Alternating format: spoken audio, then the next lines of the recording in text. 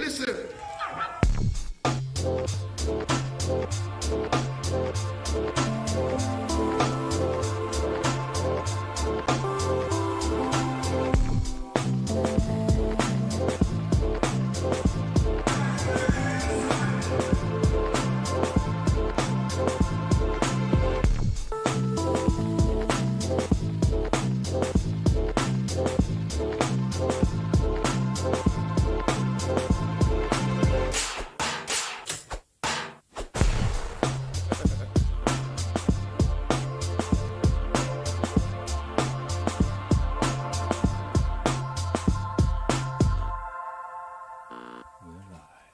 We are live, finally, man. Apologies, mother lovers, for the late intro. You know what I mean? We had some technical hitches, but we sorted ourselves out now. We are here.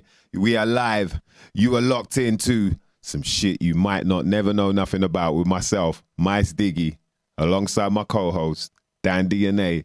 He's in there. He's hanging in there. Hang DNA. Today we'll call you Hang DNA. Hanging in there. He's a soldier right now, man. I've got some shit you might not never want to know.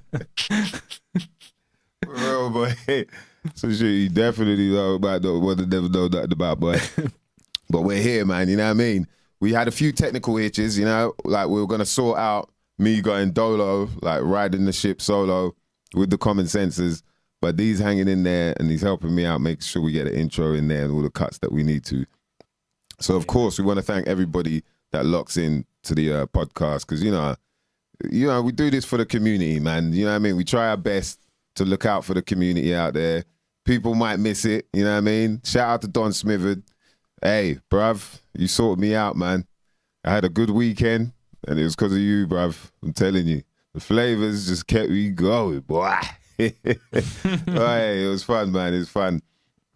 But yeah, man, you know, we've always got to come back here and chat to you guys, especially when we want to get certain people in as well to share some knowledge. Basically, some stuff you might not never know nothing about. You know, in case the kids are listening, it's something you might not never know nothing about. Or some stuff. Yeah. You know? You have to bleep me out at the beginning. Yeah. Yeah. Just a little I forgot bit. the first hour was the family friendly. That's how it should be, You isn't it? sort of bring people in with the first hour. Yeah. Kids and all that. And then you say, come on, kids, time to go. Yeah. This is And the then bam, parents' that's bit, and it, it gets yeah. blue. Yeah. What they call it? What's it called again? Watershed. Yeah, watershed. Why is it called watershed? Don't know. Watershed. The shed full of water. Oh, go and get some water from the shed. Maybe it's that time, isn't it? And then bam, you and wifey could get it on, boy. Start opening like, After the watershed, yeah. go and get some, it must be in it. The water's been shed after some kind of water was shed from... Watershed. Anyone got an idea why they call it watershed? It's kind of odd. Yeah, send us a stamped addressed envelope. Any ideas? Yeah, man. Shout out to Yamor. What's going on, sis? Up in the building. Yes. We got your question in as well. Ladies and gents, tonight we're going to be getting into that CBD world. You know what I mean? Learning a bit more about this plant that we love so much. Many of us don't even know why we love it. Do you know what I mean? We just do. What I'm saying, it's good to learn a bit more about these things. And especially like, you know, some people have asked me as well, like, how does it help you? Like, in what way does CBD help you regardless? And it's like, when you explain, yeah, it feels like they don't really understand. They don't get it as such. And so I'm like, look, try it and then you'll see what I mean. But I also think that, you know, you can't do it and then just be battering loads of shit food and, do you know what I mean? Not really looking after yourself as well. Like, this thing, you know, when they call it holistic, that's the whole, you know, the whole body. So you can't, and even the mind, you know, like, all of these things are linked together. And if you think it's just about like, yeah, I'm just going to train, I'm going to eat McDonald's, eat KFC, you know what I mean? Just batter like, or even if you don't do that, but you're still not eating right, and all it is fizzy drinks and this, that, and the third, sugar here, carbs, which turn into sugar, you know what I mean? Just sugar. Listen, man, you're going to have to do more than just train to work that shit off, because the thing you're using, like, it's the same thing as using bad fuel for a car. Do you know what I mean? You put in your car some shitty fuel, it's not going to run right. after a while, you know what I mean? All these things you're putting in your body are going to plant themselves. It's going to plant itself somewhere because your body doesn't know what to do with it. And that's going to end up being some lump somewhere. And then you're going to be running to, you know? So you have to clean out the whole system, first of all, like reset, then bam. From there, if you feel like you want to have a little whatever, you can have it now and again, but just don't have it like you did before, where it's causing all these ailments that you didn't even realize were there, man. You know, but so I think in terms of like with CBD, there's a thing of you know, there are some, obviously people with pain and whatnot, you know, or if you're some form of like hyperactivity, you know, maybe you know, you're going through the day a bit stressy, it can help you in that. Like, but there's a bunch of other things as well. I feel like it's some form of adaptogen that does just more than one thing.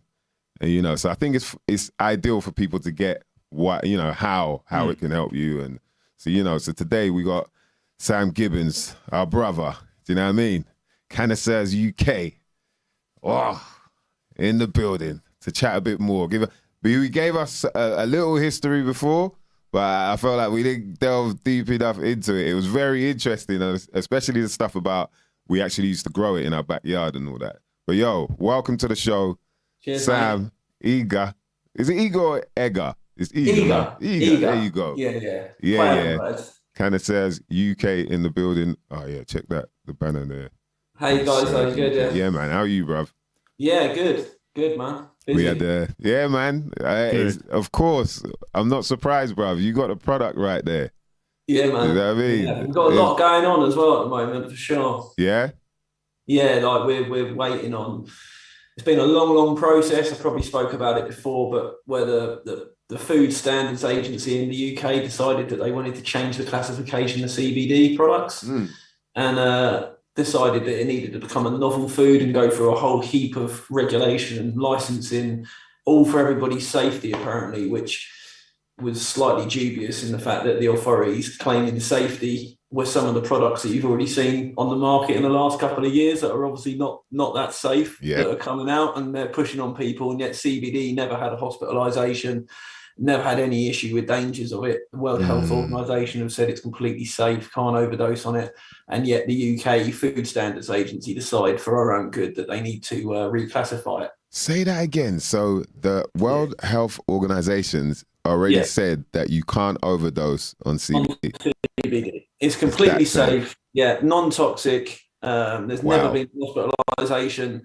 There's never been any health concerns with it. Obviously, like in the UK, you know, it's nearly 10 years now there's been an active CBD market in this country. A lot of people taking it. They say, like, last estimate was about 2 million people in the UK now take it, which I think that's blatantly much more than that now. And we'd never have had any issues, you know, and no companies in the industry had ever had any reports of people being unwell or there being an issue with that yet. Like I say, the Food Standards Agency have decided to take you know, the most sort of super nutritional food that we actually have, and that is, it was just a food supplement, food extract, and decided to change it. So it's now got to go through a load of licensing. Serious? They had in the first, we had until I think it was the 31st of March 21 to put in the application, and up until about 6 months ago, there'd only been about, I think, 4 applications approved, and they were all for really large companies that were producing synthetic CBD, so not even real CBD products, and yet they got approved. So in a short story, we have been waiting for ages, and we've all been in limbo. You know, a lot of people, even like suppliers, wholesalers, first thing they ask these days are, you know, you novel food approved? And, you know, we're like, no, we're waiting. But we've just had, we weren't on the initial list, which was put out about a month ago, which was like pretty gutting, because, you know, that could really be the defining moment for companies. If you make it onto this list, then you've sort of got a free run for the next few years with like an approved product, as it were. Would this be the first list that's come out? Pretty much, yeah. There's been about 1,000 companies that have been put on this list, and we, like I say, we weren't on there, which was slightly concerning. But I've just been dealing with our sort of our suppliers and with the novel food department as to what the issue was, and it was just to do with the way that we'd like put our codes down for the batch codes and stuff, and they're saying we need this amended, so we've amended it and sent it back to them now. So like, fingers crossed, we are just sitting and waiting. If we get approved and we get put on that list, then basically we've got, you know, green light for the next however many years to just like really crack on with what we are so passionate about, which is whole plant extract. You know, there's got all sorts of cannabinoids. It's not just CBD isolate and, you know, any of that. It's CBD that is actually effective. It's got very small amounts of THC, in which we were very concerned that the government were going to have like a zero tolerance policy towards it. But it seems that some of these products are going through. So yeah, if we don't get it, then it's literally pretty much the end for us. So it is that much of the hanging in the balance, really. So it's like, you know. All right, and have you looked at the list that they've put out so far? I've had a brief look at it, yeah. And you know, how the companies, did they look like they could be involved with, you know, like quite a large big cannabis? Yeah, basically. What's that? A large farm. I was going to say a large farm. Well, no, do they look like they could be quite involved with, you know, like multi-million, possibly billion-dollar companies and entities? Yeah, so the problem we got is that hemp farmers can't extract the flower. So no companies in the UK can legally get CBD grown and extracted in the UK. So this all comes in from Europe or further afield anyway. That's another bullshit. You know, so you want to cut out the language early on, but that's the other ridiculous sort of law in this country to do around the hemp farming and the production that stops them from actually utilizing the flower and the bud of the hemp plant. So you can't actually make any CBD products in this country.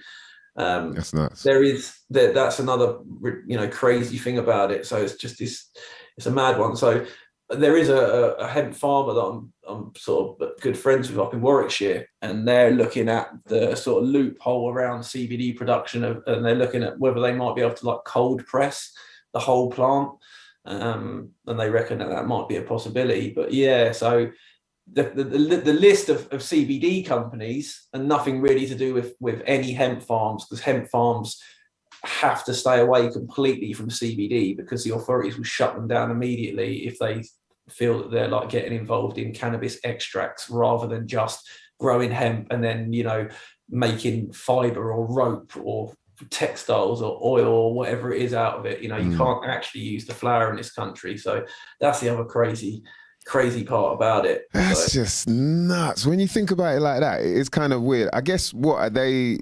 So the idea is that they're they're stopping people from making any form of THC level flower.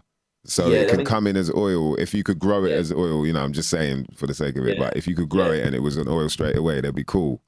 Yeah. Like, so you can you can import CBD, you know, but as it is in flower form, there's really strict laws. It's still a controlled substance. You know, obviously you have a hemp license, but that only gives you a license to grow hemp. It doesn't give you a license to extract anything from the hemp. You can only use the stalk and the seed as a hemp farmer for whatever you want to do, which obviously you can't get CBD oil out of stalk and seed. That ain't going to really produce anything. So, yeah, so it all comes in from like Eastern Europe or Spain, France. All of these countries have got pretty common sense laws around hemp farming and then the production of it and utilizing all of the plant, including the flower, to make CBD medicine. This country's got a bizarre industry where we allow CBD to be legal, yet we don't allow the hemp farmers to actually grow the hemp plants that, or they do allow them to grow, but they don't allow them to extract the flower from the plant. So then all the British CBD companies have to go into other countries to buy in CBD when we could just get it from our own hemp farmers, but the British government like to just put in stupid laws and red tape. And, you know, like if there's ever I always say this, if there's ever like a conspiracy, as it were, that's provable in the flesh, like it's not just bullshit and someone just shouting some online shit or some internet nonsense. It's provable. You spend a few months in this industry and you look at the way that the industries have tried to make there such grey areas and so much regulation and nonsense and red tape and hoops you have to jump through and hoops that none of this stuff even makes any there's no sense to any of it. So it's just a load of nonsense. But I still hold a little bit of hope that coming is going to be some sort of common sense policy and laws around CBD companies and hemp farmers, because it needs it. It's just nuts. It's nuts. If they're willing to, allow some form of commerce with the end product, then you might as well allow people to cultivate it here on the land. Exactly. Do you know Why what I are you mean? stopping hemp farmers from? But this makes me wonder whether there's a bigger agenda at play, where, like what you said about big farms, now what's coming with this new regulation, that you might well see it may not just be directly government involved. It would be the usual private company with government MPs or ministers, shareholders that they're going to be like the main growers of hemp, and pretty much all the companies are then going to have to go to this one particular farm entity that may have a special license that allows them to do it, and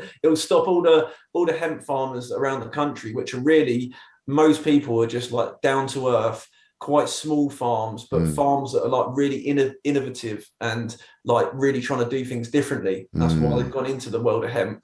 And yet they're the ones, I don't see the authorities allowing them to flourish and allowing them to really profit properly out of this industry, which they should do. Nuts, man. It just doesn't even make any sense. But one thing I was thinking when you were talking about that is, wasn't it Theresa May's husband? Yeah. Or whatever, that's already... Philip May. Philip May. And they're not, wasn't it like on this land though? Like they're cultivating it like in... I know he's got 20% UK, shares at least, I think, in like GW Pharma, which are like the largest cannabis company in the world. Although I think they have actually just sold for billions quite like a few months back. So I don't know how that'll work, whether obviously he's been paid out loads of money for his 20% shares in that. He's probably ended up getting like something stupid, maybe like £1 billion out of it. So him and Theresa May are probably doing all right. I feel like it was said that... UK is the biggest export of... They are. We are. Yeah. So private companies which get given licenses, you can apply to the government for a license to grow not just hemp. You can grow. Well, the weird thing is you can grow THC. It costs about £5,000. The hemp license is about £500, and to apply for a THC license to cultivate controlled THC plants is about £5,000. But they're very selective, obviously, in who they give those. Who passes those applications. Yeah, you have to do it in the private from the sounds of it. Like you can't do it as a public entity. You can. There's a company called British Sugar, and what they did was British Sugar. Yeah, British Sugar, and what it is the side sort of effect of them having a sugar factory is it produces loads of CO2. So what they then did is they built a cannabis growing facility like right next door. So all the excess CO2 went straight into the cannabis factory, and they've got a license to grow full THC, skunk, cannabis, whatever, proper bud as you want to call it. The reason why I say skunk things a load of nonsense, but they use this term to try and say like high THC cannabis is this skunk and it's really bad for you, and then on the other hand we've got this medicinal cannabis and this is good for you. Well, actually what they're finding is the high THC strains, not always in the case, because CBD has its uses, but the exportation of this high THC cannabis is going to all sorts of countries around the world that are utilizing it for medicinal purposes. And that is, like I say, that's not just hemp and CBD, but that's full THC flower, and there's 90 tons of that gets exported on average out of the UK. And all while that's being done, hemp farmers can't grow and do anything with their hemp plants. Do you see what I mean? Like, if there's ever a proof that there's something fishy going on here, and the authorities are either like, it doesn't make sense. They're not stupid, No, and also like the hemp stuff for like building, for making building blocks and all that is like much more carbon neutral than cement and digging clay out and putting it in a kiln and all that stuff, So they just hempcrete. Hempcrete is amazing. Wow. Yeah. It's fireproof. It's got like high thermal values. It's amazing stuff. Cannabis hemp itself, before like it was made illegal, which there's a good few theories about that, you know, why it was prohibited in the first place, from like the timber industry wanted it banned, and there's loads of industries that were really threatened by hemp. But at the time, hemp was like the largest, that was the biggest agricultural crop grown across the whole world. You know, this is the thing about it. When you were talking, Mice, at the beginning, to say to people about, you know, why is it that this thing it does so much, this plant? And, you know, it literally is, at some point through history, it's been consumed so much by not just human beings, but animals all across the world. It's a staple diet for farm animals for like hundreds of years. Wow.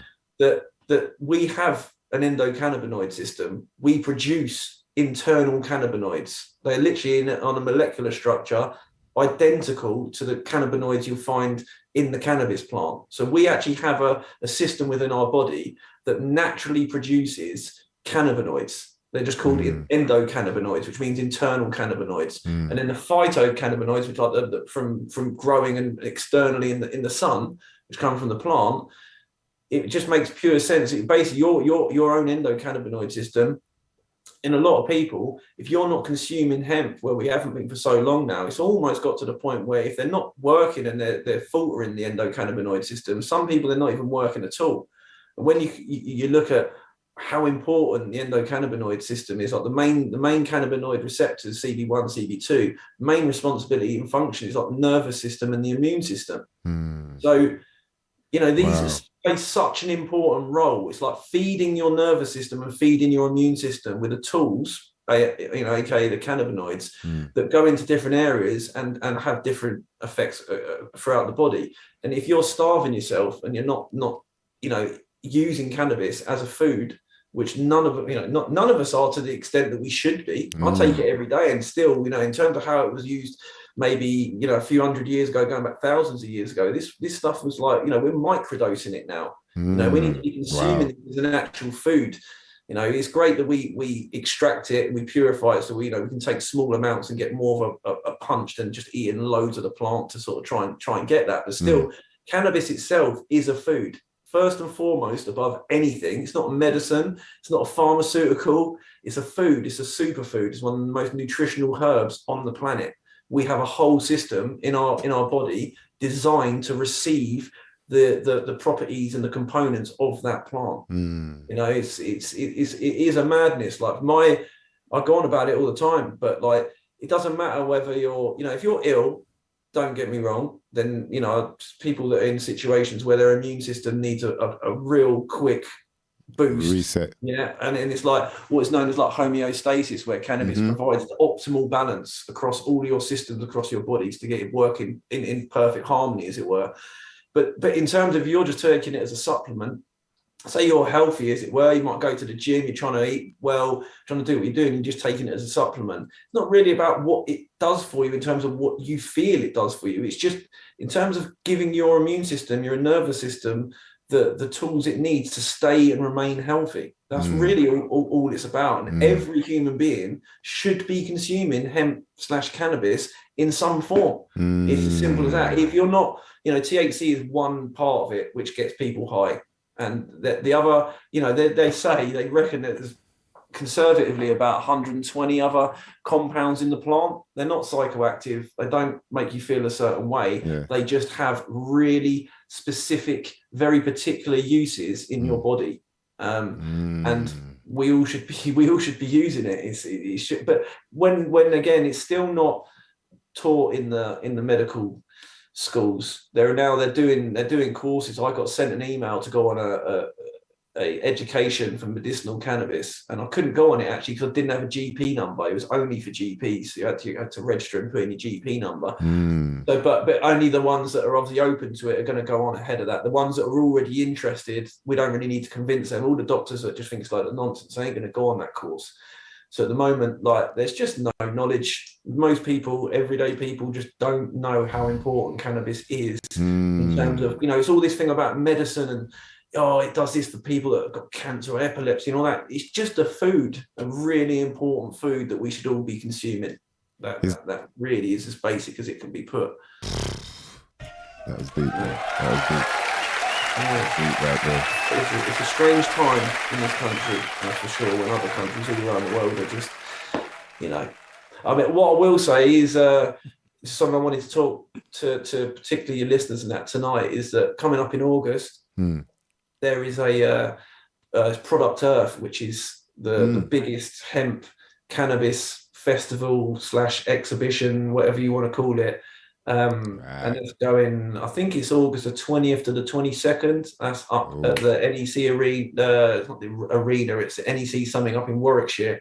Amazing venue. You can camp up there over the 3 nights. They got pods, glamping stuff. You can just take your tent, take a motorhome, caravan, whatever you want.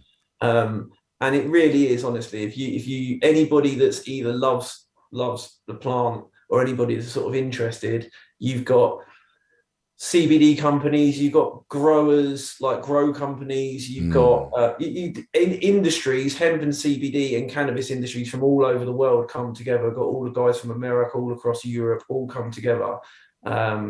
And it's just an amazing event. It's annoying as well because each year it seems that hardly anyone in this country knows about it. And yet it really is like my favorite event to go to. It's just the vibes there, the atmosphere are just like unbelievable.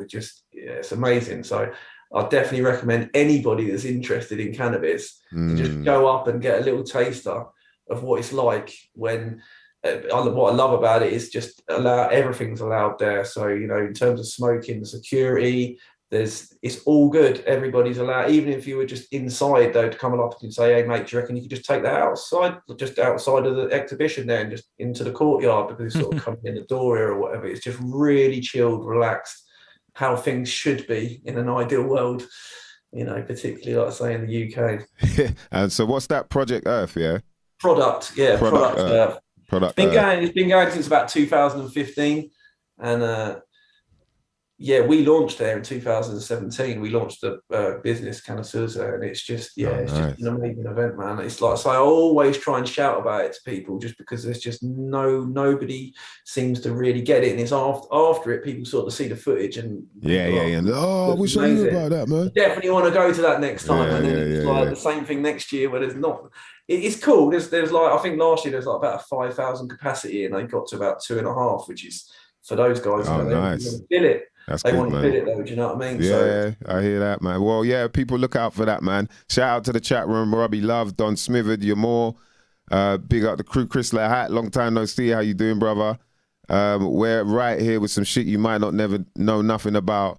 Shout out to the, what's that? The Seki Ninja. I think I got that right. I think that's what I read it as. Yeah.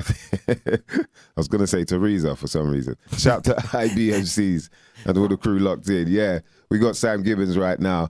This is some shit you might not never know nothing about. Cannasseurs UK. We're getting into this CBD thing, and we're getting deep into it because, you know, just in case people have got it a little bit twisted. It's not, there are some people who think that CBD just gets you high, like it mongs you out.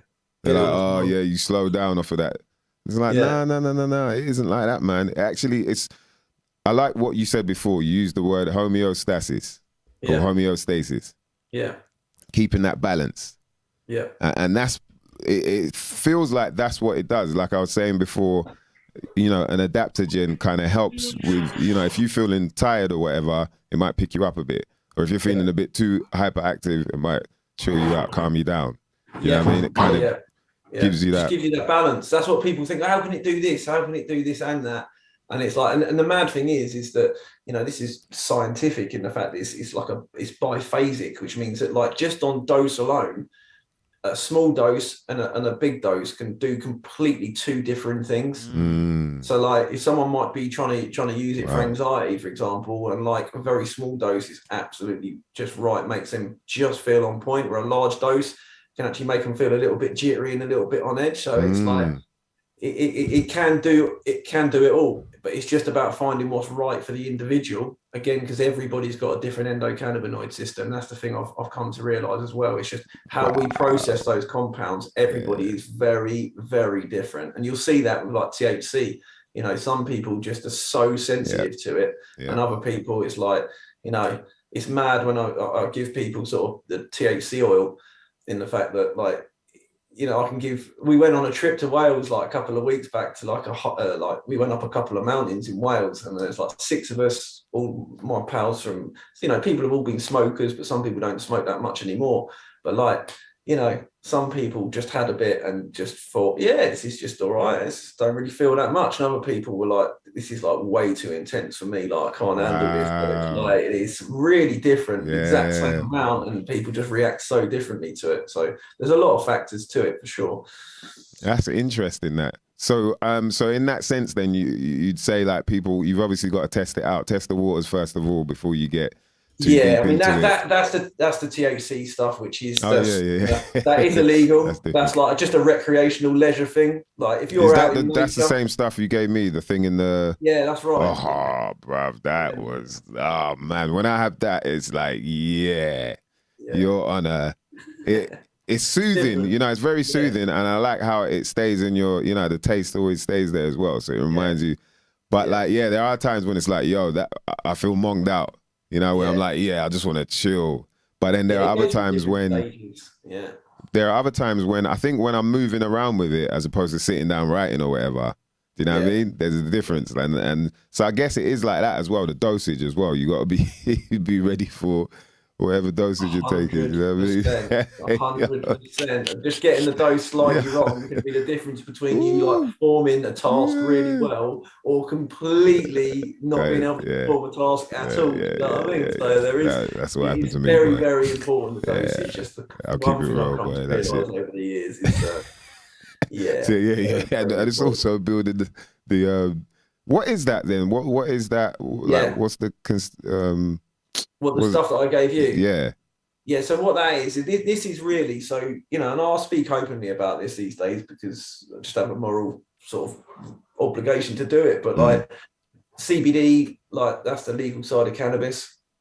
The other side of cannabis is the high sort of THC oils, which most people might know as like RSO or Rick Simpson oil, which like previously, going back years, the only way to make that was to take like 100% grain alcohol or some high strength alcohol, or some people use like isopropyl or this nap for some different types of solvents, wash it all in the liquid in with the bud, and then like boil it off, and then eventually you boil it down and you just get left the extract. That to me is a very crude way of making cannabis oil, because one, you want to protect the beautiful compounds in the plant, and you really don't, if you can help it, want to be mixing it in with dodgy toxic solvents that could potentially be left in the final product. In the last few years, this is what we've been working on for, it's been about 6-7 years now at least, it's like an ancient method of extracting essential oils from plants, and it was called rosin. Originally back in you go back a couple of thousand years ago, people would have just took 2 big heated stones, for example, went and got a load of plant, whatever flower it might have been that they would, and they would press these flowers on the really hot stones, and the pressure and the heat would then draw out the essential oils. So whether that was, you might even look at lavender, for example. People extract lavender, all sorts of different things that you can do. Wow. And the cannabis plant, this is what we're doing with a cannabis plant now. The amazing thing about the cannabis plant is, whereas, say, for example, lavender has got one smell or terpene, that's what they're known as, and that's called linalool. That the smell of lavender is a terpene called linalool, which you'll find in a lot of cleaning and fragrance products and stuff. That's just one terpene. In cannabis, you've got up to, like these days, you've got like 20 to 30 terpenes, as well as all the other cannabinoids and all those amazing properties. So by us now, we don't use hot, heavy stones anymore. We use basically aluminium plates that are heated to the exact right temperature that we require. And then we put anything up to 10 tons of pressure, depending on what we're looking to do. And then that would extract all the oils out of the plant. We collect those oils in its raw form. It's not psychoactive because it's still not been heated. And if we want to turn it into a psychoactive oil, we heat it at low temperatures, and then it will turn into the THC, not THCA, so the psychoactive THC. You then can just eat that instead of smoking it. And one, it's so much more efficient because people these days dab in extracts.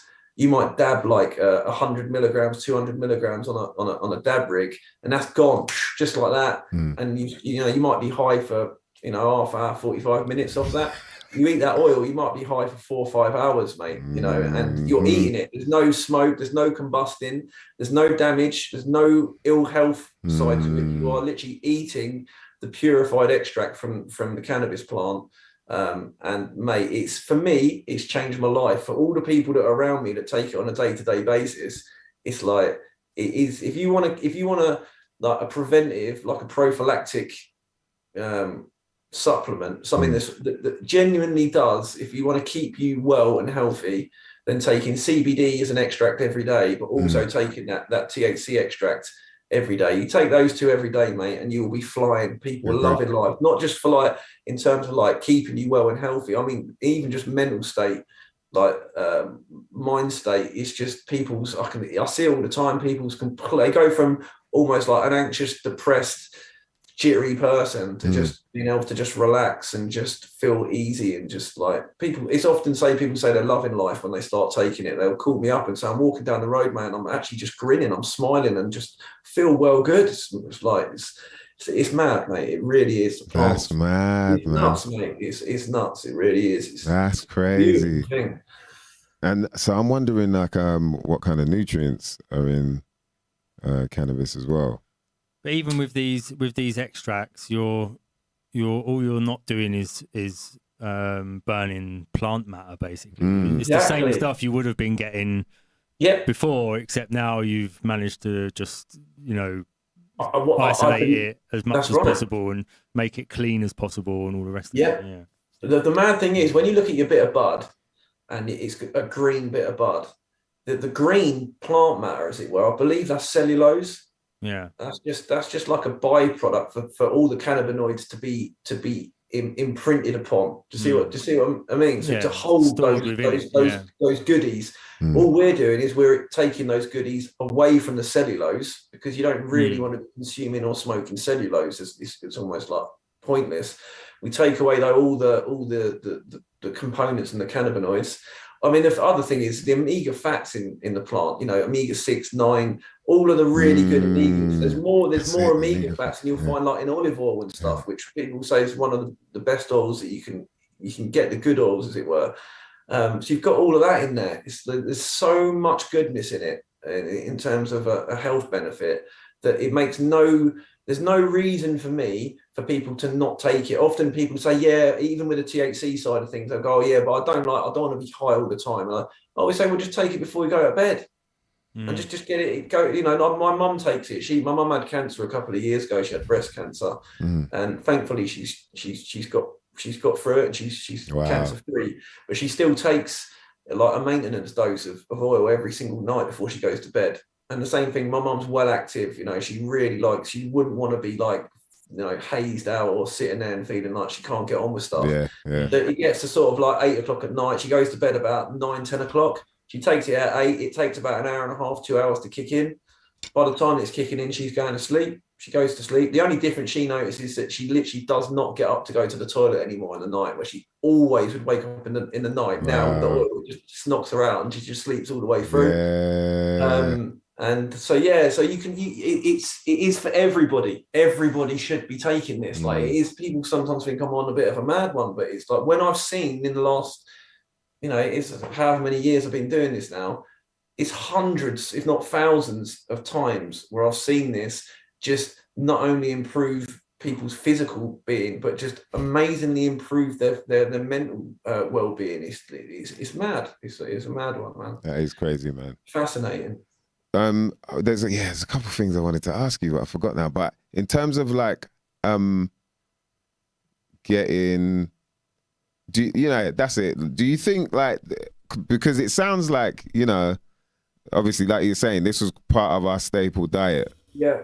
At one stage in life and all around the world, you know, not just humans, animals as well. But then now, all we know it for is smoking it. Yeah, we've been conned.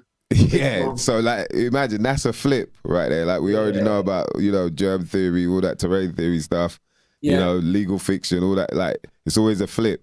But imagine that could be the flip right there. It's like, just oh shit, when you smoke, like, we're burning all of this so people stop eating it or whatever, and then they realize, like, yo, And I think I said before that, like, when you high, burn it, I feel kind of merry. I think you destroy 75% of the compounds when you burn it. When you burn it, yeah. So we're not you're getting, only all we're getting 25% of what you should be getting when you're smoking it. And then it's not being processed through the liver, obviously, which is the most, that's how cannabis should be consumed, is ingested and then letting the liver sort of convert all of the different compounds. Smoking it and it just going straight into your bloodstream that way. It's a quick and effective way of quickly getting something in. Like people, they're in pain. Sometimes they can't wait an hour and a half for the oil to kick in. Do you know what I mean? They need something right now, and I get that. In those cases, vaping or smoking can do a quick job. But long term, taking it on a day-to-day basis, we have been conned. Cannabis should never have been smoked. It was never designed. Like I said, it's a food. What food exactly. Smoke? When you're saying make any sense. Salmon. It needs to be heated to convert the THC and make it psychoactive. That is the one part of it.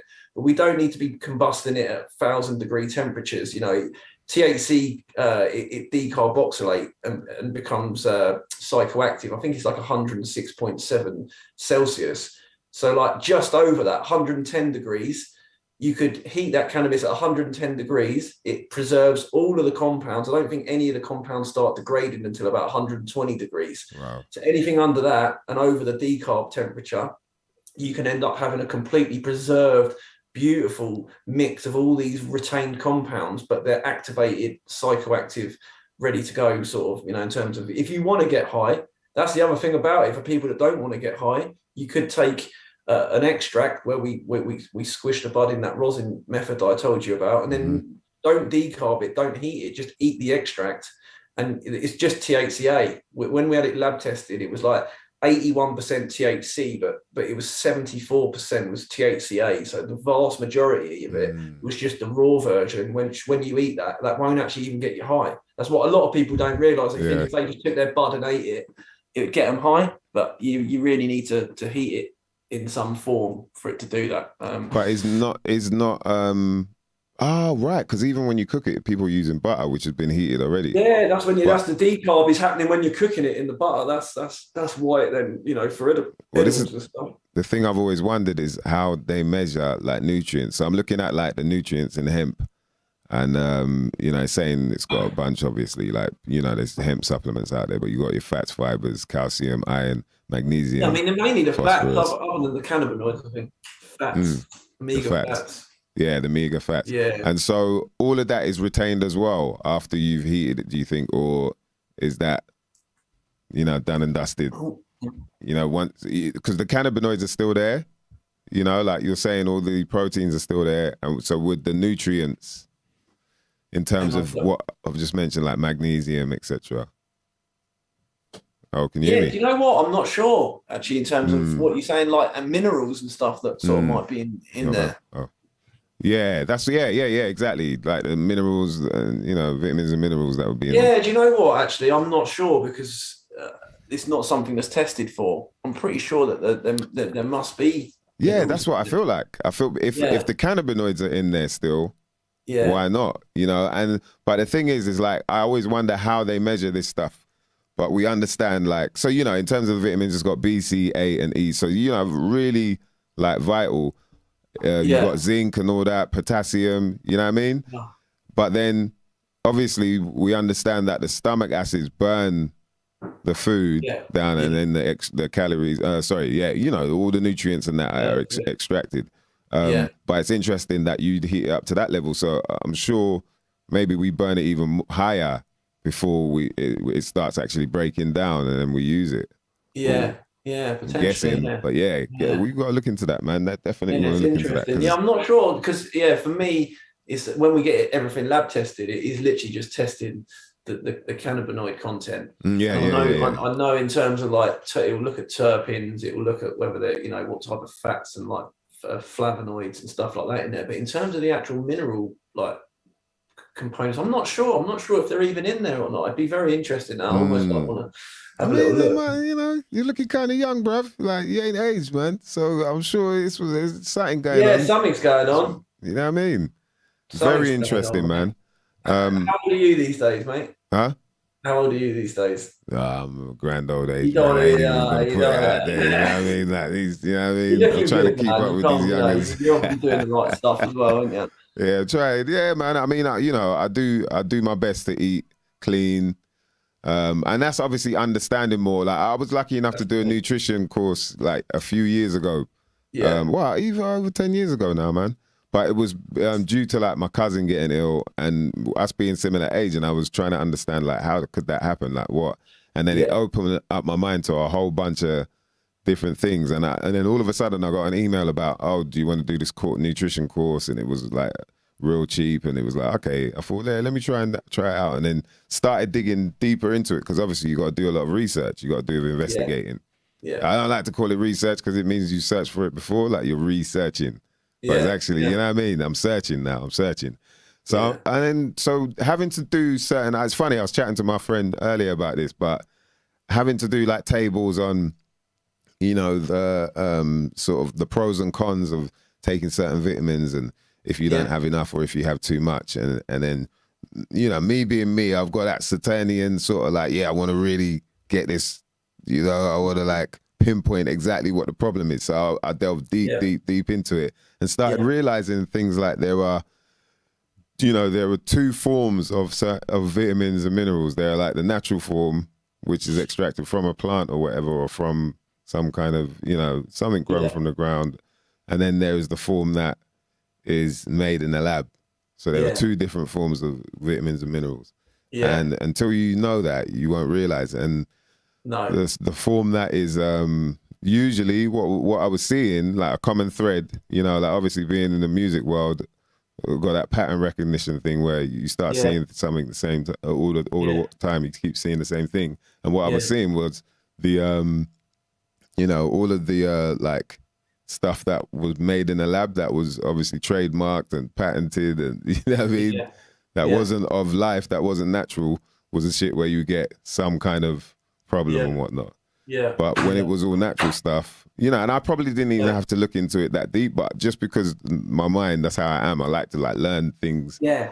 So what's your thoughts on like supplemented like vitamin C and vitamin D, like tablets and that? Because my thought has always been like, where are they getting that vitamin D and vitamin C from? Do you see what I'm saying? Is that like extracted so you'll from see actual like plants, or is that something that they're just creating? Exactly. So because you can look at the what constitutes a certain molecule, and then you can try your best to replicate it in a lab and whatnot. And so this is the type of thing they do. Yeah, and so you'll see synthetic CBD. They create it using yeast, and they grow it in yeast, and they just grow the same sort of compound. And so it's not of nature, innit? It's not natural. It's not like just growing because it wants to grow. It's funny you say that, because already there's like the synthetic CBD stuff.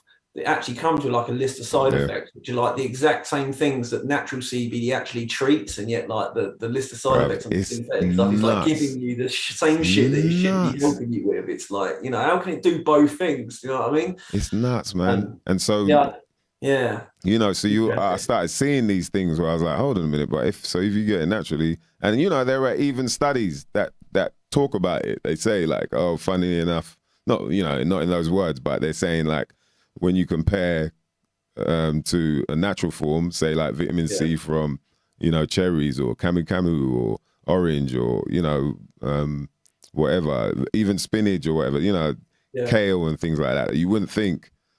You know, there's certain things that have way more vitamin C than an orange, but everyone talks about an orange. They do. But regardless, you eating an orange to get your vitamin C, there are not going to be any side effects apart from you probably being a bit more. C tablet but when you go and get a vitamin C tablet, and the name on it, you go and Google the name and you'll see. It's so easy as well, because you just have to Google like the name. What name is it really? You know, look at the ingredients and you'll find out, and then you'll see. You know, that, it's not even from a fruit or anything. It's not from a plant or anything. It's just made, you know, it's trademarked and whatnot. And that's where you're going to get your side effects. But naturally, when it's natural, your body's just going to get rid of it. Because it knows what it is. But when it doesn't know what's going on, it's like, okay. So that's why you'll see with a lot of vitamin C stuff, it will say, do not exceed, you know, dosage. It's because you'll start popping up with spots or something's gonna happen where your body's like, yo, okay, I don't really know what to do with all this other stuff. You got all these fillers, you know, when it says filler, and it's whatever stearate or some kind. It's just like, nah, you don't need all of that, man. So that's what I think about it, like in a sort of nutshell. There's a whole. I mean, I want to do a show on that just to get people to understand. But this is the thing, though. You know, this is just like, you know, all CBD, cannabis, whatever you want to call it. That's all just part of the bigger thing about nutrition. And that's the same thing when I'm saying to you about food and that. People that are looking to just live well and eat healthy, this is just something that should just be added to that sort of list of foods that you consume that just keep you well. It's that straightforward, really. It shouldn't really be seen like item medicine, and I don't really need medicine. It's more like, this is just a good food. You know, even if you see some of the hemp protein powders now, you know, people are buying this crap protein shit that they're, you know, it's in all sorts of stuff in it now. And obviously people going to the gym and then consuming like these protein shakes and all that.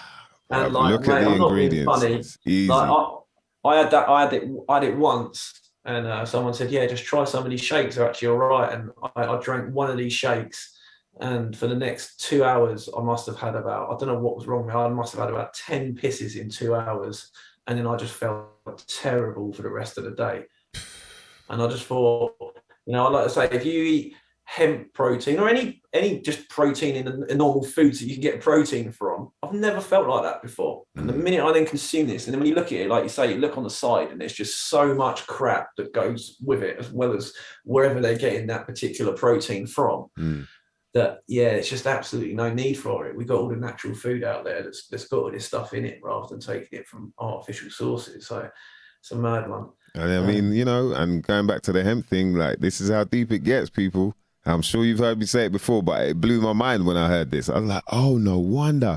When you see the baby there sucking on that breast, and then they're just on it like crazy. And then when they come off there, they're like, yeah, I'm good. You know what I mean? Or you see them clucking for it. Booby. Like, you see them clucking for it like a crackhead, boy. Huh? Yeah, man. Like an 8-month-old crackhead. You're like, right, what the hell's going on here?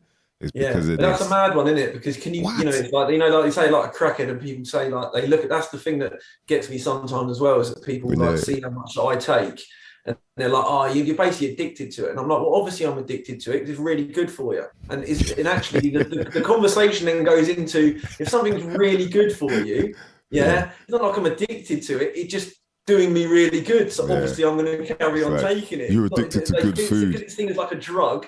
It's like, oh no, taking that drug is never going to be good for you doing it every day. And I'm like, no, you need to look at your perspective about what this is. It's not a drug, like a substance. Your body's like a toxin and it needs it out. And if you consume it every day, it's going to like build up and lead to problems. Your body's yearning for this stuff. You know what I'm saying? This isn't a, you know, it's and this is the thing. It's be like completely taken out of the drug category. You know, it's not a drug. It's not a substance where, like, you know, I always say this to people, on the basic level, you drink alcohol, and you'll be clear of that alcohol in about, 12 hours? I know people that have been pissed out their heads and then being tested in the morning and they're like, somehow they're clear. And what I say to that is that your body, that's a toxin, it wants it out, so it just gets rid of it straight away. There's nothing in there that's any good that it wants to hold on to. Cannabis, you smoke a joint, get tested by the police, pulled over a month later, you're not high in the slightest. You've still got cannabinoids in your system, though. Your body holds on to those compounds. There's a reason it holds on to those compounds, because they're not toxic, they're not poisonous, they're actually being utilized by your body. They're still there a month later. Do you see what I'm saying? It goes to show your body's telling you the difference between these substances. One is kicking out of it straight away and saying, like, what are you doing this for? The other one, it's saying, oh, great, I'm holding on to this. And like I say, a month later, you get a test and it's like, all these compounds are still floating around in your system. It's because they're still useful, they're still being used, rather than being seen as like a poison, and your body wants to just get it out of the system straight away. So it's just, like I say, you know, it often gets put in weed with drinking, with cocaine, with whatever it is. It's nothing like any of those things. They're all poisons. They're all substances. And I'm not against these things per se. In my eyes, I think we should legalize all drugs. That's probably a debate like for another day. But, you know, but at the same time, cannabis isn't a drug. It's not a substance. It's not something that can be abused like that. So yeah, I wanted to just share something with you just quickly, man, as well. So I think you'll find it interesting. Yeah, in the fact please that, do, man. It's to do with a vaccine, and it's to do with cannabis, in the fact that I've got a guy at the moment and he's basically being diagnosed with terminal cancer, and I've got to know this guy really well, and he's 40, and he suffered with, all he had, right, was he had an inflammatory condition of his liver. But it's never caused him any major health problems. It's just something that he's always had. It's been passed down like hereditary or whatever. And because he's got this condition that's never really caused him any problems, when the vaccine came along, he was classified as one of these vulnerable people. Like, it's basically anybody that had any sort of condition got put into this vulnerable category. And bearing in mind this vaccine wasn't tested, instead of them saying, well, actually all the vulnerable people, well, hang on a minute, like, do we actually know what this is actually going to do? Because he's got a liver condition, they said, right, yeah, you need the vaccine, because somehow, I don't know how, if COVID gets you, you're going to be more at risk because you've got this just sort of minor liver condition. So he really wasn't sure about taking it. He really wasn't sure, this guy. And because of what he had and being told or whatever, and the scare tactics at the time, he had the vaccine. And literally within 24 hours of having the first vaccine, he went completely jaundice. So he's gone completely yellow, gone into hospital, doing tests on him. They can't really work out what's going on. But what they decide to do to try and stop this jaundice is to put a stent, which I didn't even know stents can go. I thought stents were like going in the heart to do certain things, but they basically put a stent in his bile duct, right? And the minute they put this stent in his bile duct, it did actually stop him being jaundiced. His colour came back, and he was normal. So like, he carried on as normal. This is going back only just over a year ago now, right, when that stent was first fitted. So that stent's gone into his bile duct.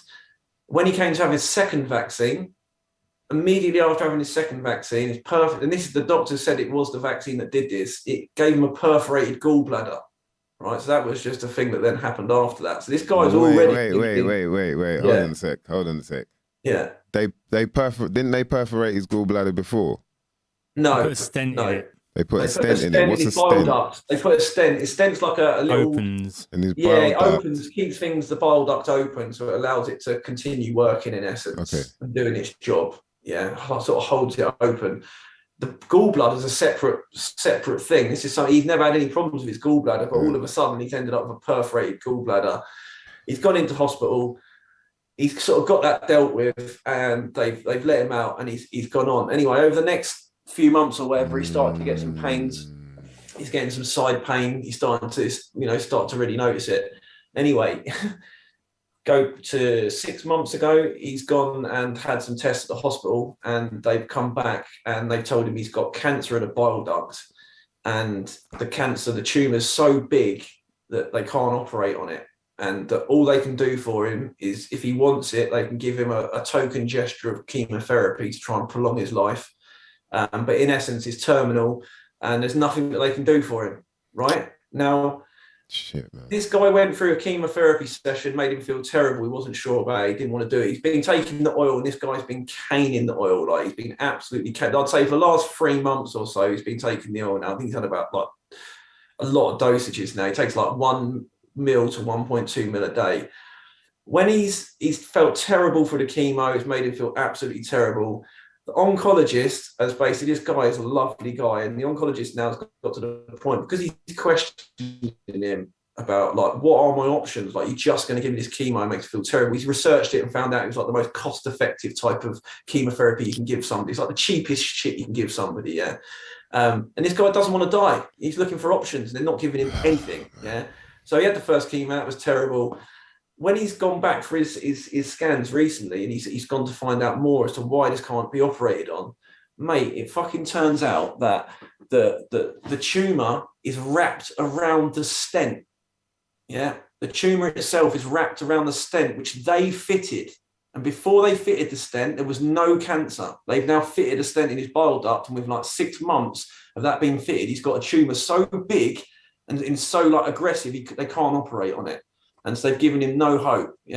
It's mental. This guy now, you can imagine when I'm sitting with him, like, you don't even want to talk about it, because obviously it's done. He had the vaccine. It is done. But at the same time, this guy is just looking at this shit now. Like, he's lost 5 stone. He's, you know, I have to say, he came round to my house this weekend to pick up some oil. And my goodness, mate, he looks so much better in the last few weeks. He quit his old chemotherapy course. He's just been taking the oil. They're not giving him anything now. All they're talking about to him now is a hospice. And when this guy came round to me the other day, the first time I saw him, he looked like ill. He looked like he had cancer. When he came round to me the other day, this guy looks healthy. He looks like, you wouldn't be able to tell he's got cancer now. He's looking great. What, he's he started seeing? Patient. Yeah, all he's taking is a gram of oil a day. They're telling him that he needs to start going now, talking to the hospice. I said, you're going to the hospice, that's a place that you literally go to die. Before long, they're going to start giving you end-of-life drugs, fentanyl, all these things which bring you into an induced coma. This shit, it's almost like, it's like euthanasia for cancer patients in this country. Once you get to a certain point of terminal cancer, they'll just say, right, that's it. We're not going to give you no more treatment. We want you to go to the hospice, and you basically, we want you to go there, shut up, and just go and die, basically. Is it like palliative care or so? That's what they call it. Palliative care, exactly that. And the mad thing is, anyway, managing your death. Exactly. Cannabis is the only palliative care there should be anyway, mate. It's 100% in terms of, for people for end-of-life treatment. It does everything that you need. I've had family members, loads of family members over the years that have said, like, thank you, because they had their family member actually with them right till the end. They weren't in an induced coma. They were able to talk. They weren't in pain. They were able to tolerate it. They had actually like a beautiful sort of spiritual moment. That should be the go-to thing when it comes to palliative care, not for opiates like fentanyl that just kill people.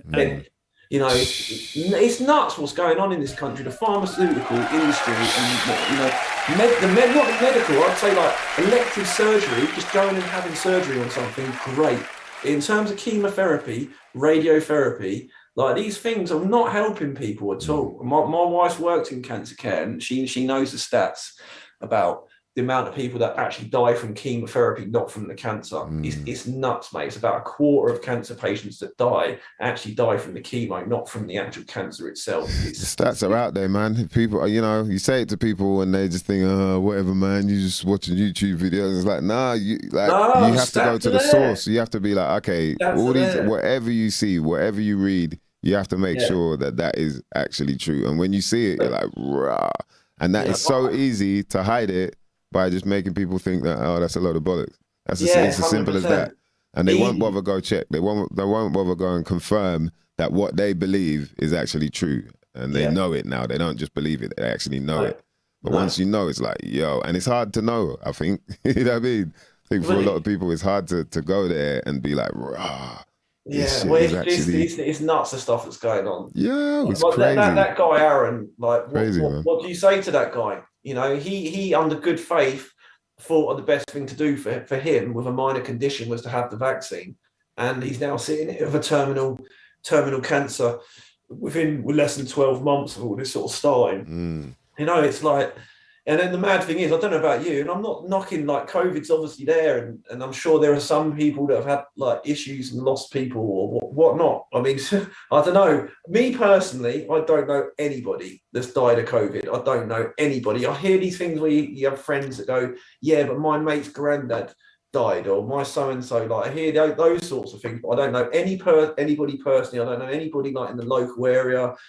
Yet I know of numerous people now, local and close to me, that have had I've got a guy in the local football team that I played for that got like developed Guillain-Barré syndrome after having the vaccine, and he hasn't been able to walk since the first. This is ages. This is nearly 2 years ago. I think this guy had the first vaccine. Whenever it first came out, like 18 months, year ago, or whatever. He got so ill, his immune system started attacking itself. And had to like clean out all of his blood. He's not been able to. He's only just started to walk again after sort of 12 months. He's got like a football player playing football and that, you know. And he's like, saying, oh well, but you know, if I didn't have it, then you know, who knows? I might have got COVID and died. This sort of shit. And you're just like, man, are people really like? I know I'm seeing people that are having the vaccine. Another guy had the vaccine, started having heart problems. And I'm seeing this happen to people, and I don't know anybody when it comes to the vaccine that has actually had. When it comes to COVID, that has just got COVID. And all I've seen, I've had loads of more from my family have had it, loads of mates, and everyone just had it and was like, well, either feel a bit rough, or they didn't even know they had it.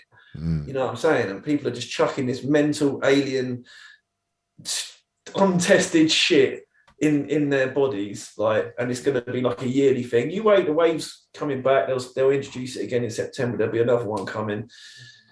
So yeah, I just wanted to share that with people, man, because that's like first-hand experience I've got with this guy. I've got to know Aaron like really well, and like hearing this story come from him about his, what's happened to him like this weekend, it's just sort of blown me away. It just made me angry at the fact that, people are actually either dying or getting serious illness from these vaccines.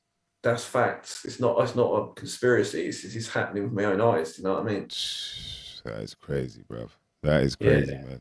It is. Jeez. All right, let's give a quick shout out to the CMOS boss before we carry on. And then our brother D's going to bounce whilst we get a bit more into it with our brother Sam Gibbons, Cannasseurs UK. Shout out to the CMOS boss.co.uk, mother lovers.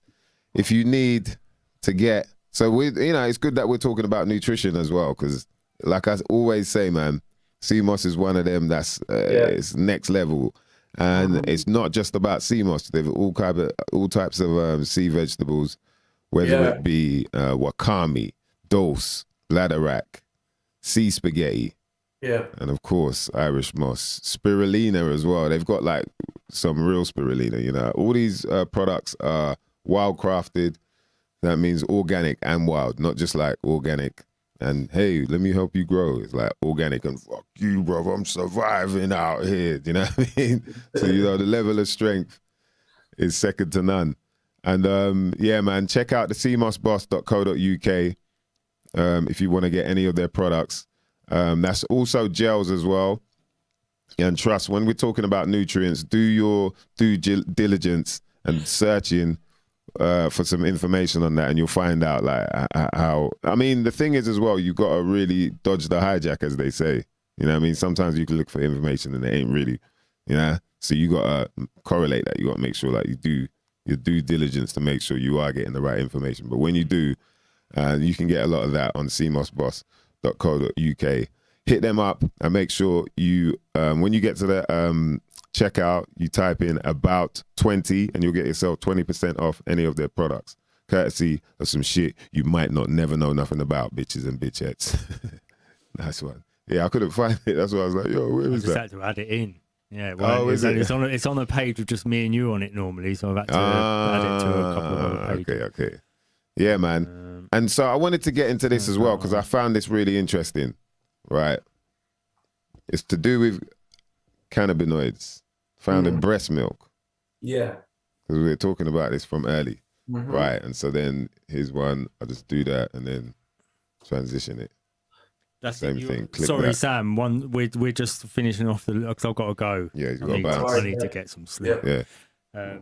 So this is it. You're on this screen now. Yeah. And then the only other bit you're going to need is the outro. Yeah. One shot. Yeah. Back to you, then just click transition and you're out. Or I'll do his, but I'm gonna do his as well. Oh yeah. So yeah, just click that eye, and then do. That's it. Go to sorry, K and Skype there. The next one up, and then I'll have to add it in there. But yeah, freestyling. Yeah. Look, so while D does that, listen to this, yeah? If the body naturally has cannabinoid receptors, it must then produce its own cannabinoids. Yeah. Or there would have been no sound biological reason to develop them, right? No. Yeah. So research indicates that the human body has in fact evolved to both produce and utilize its own cannabinoids. Evolved, you know what I mean? We don't know. Exactly. Dodge the hijack there. You know, it might have been there just from the beginning. You know what I mean? Which are more than likely if it's everywhere. Do you know what I mean? Yeah. So it comes as no surprise that these endogenous compounds are transferred to the infant via cannabinoids in breast milk, baby. Yeah. According to the findings of several major scientific studies, human mothers naturally produce cannabinoids in breast milk, and furthermore, these cannabinoids are vital for proper infant development.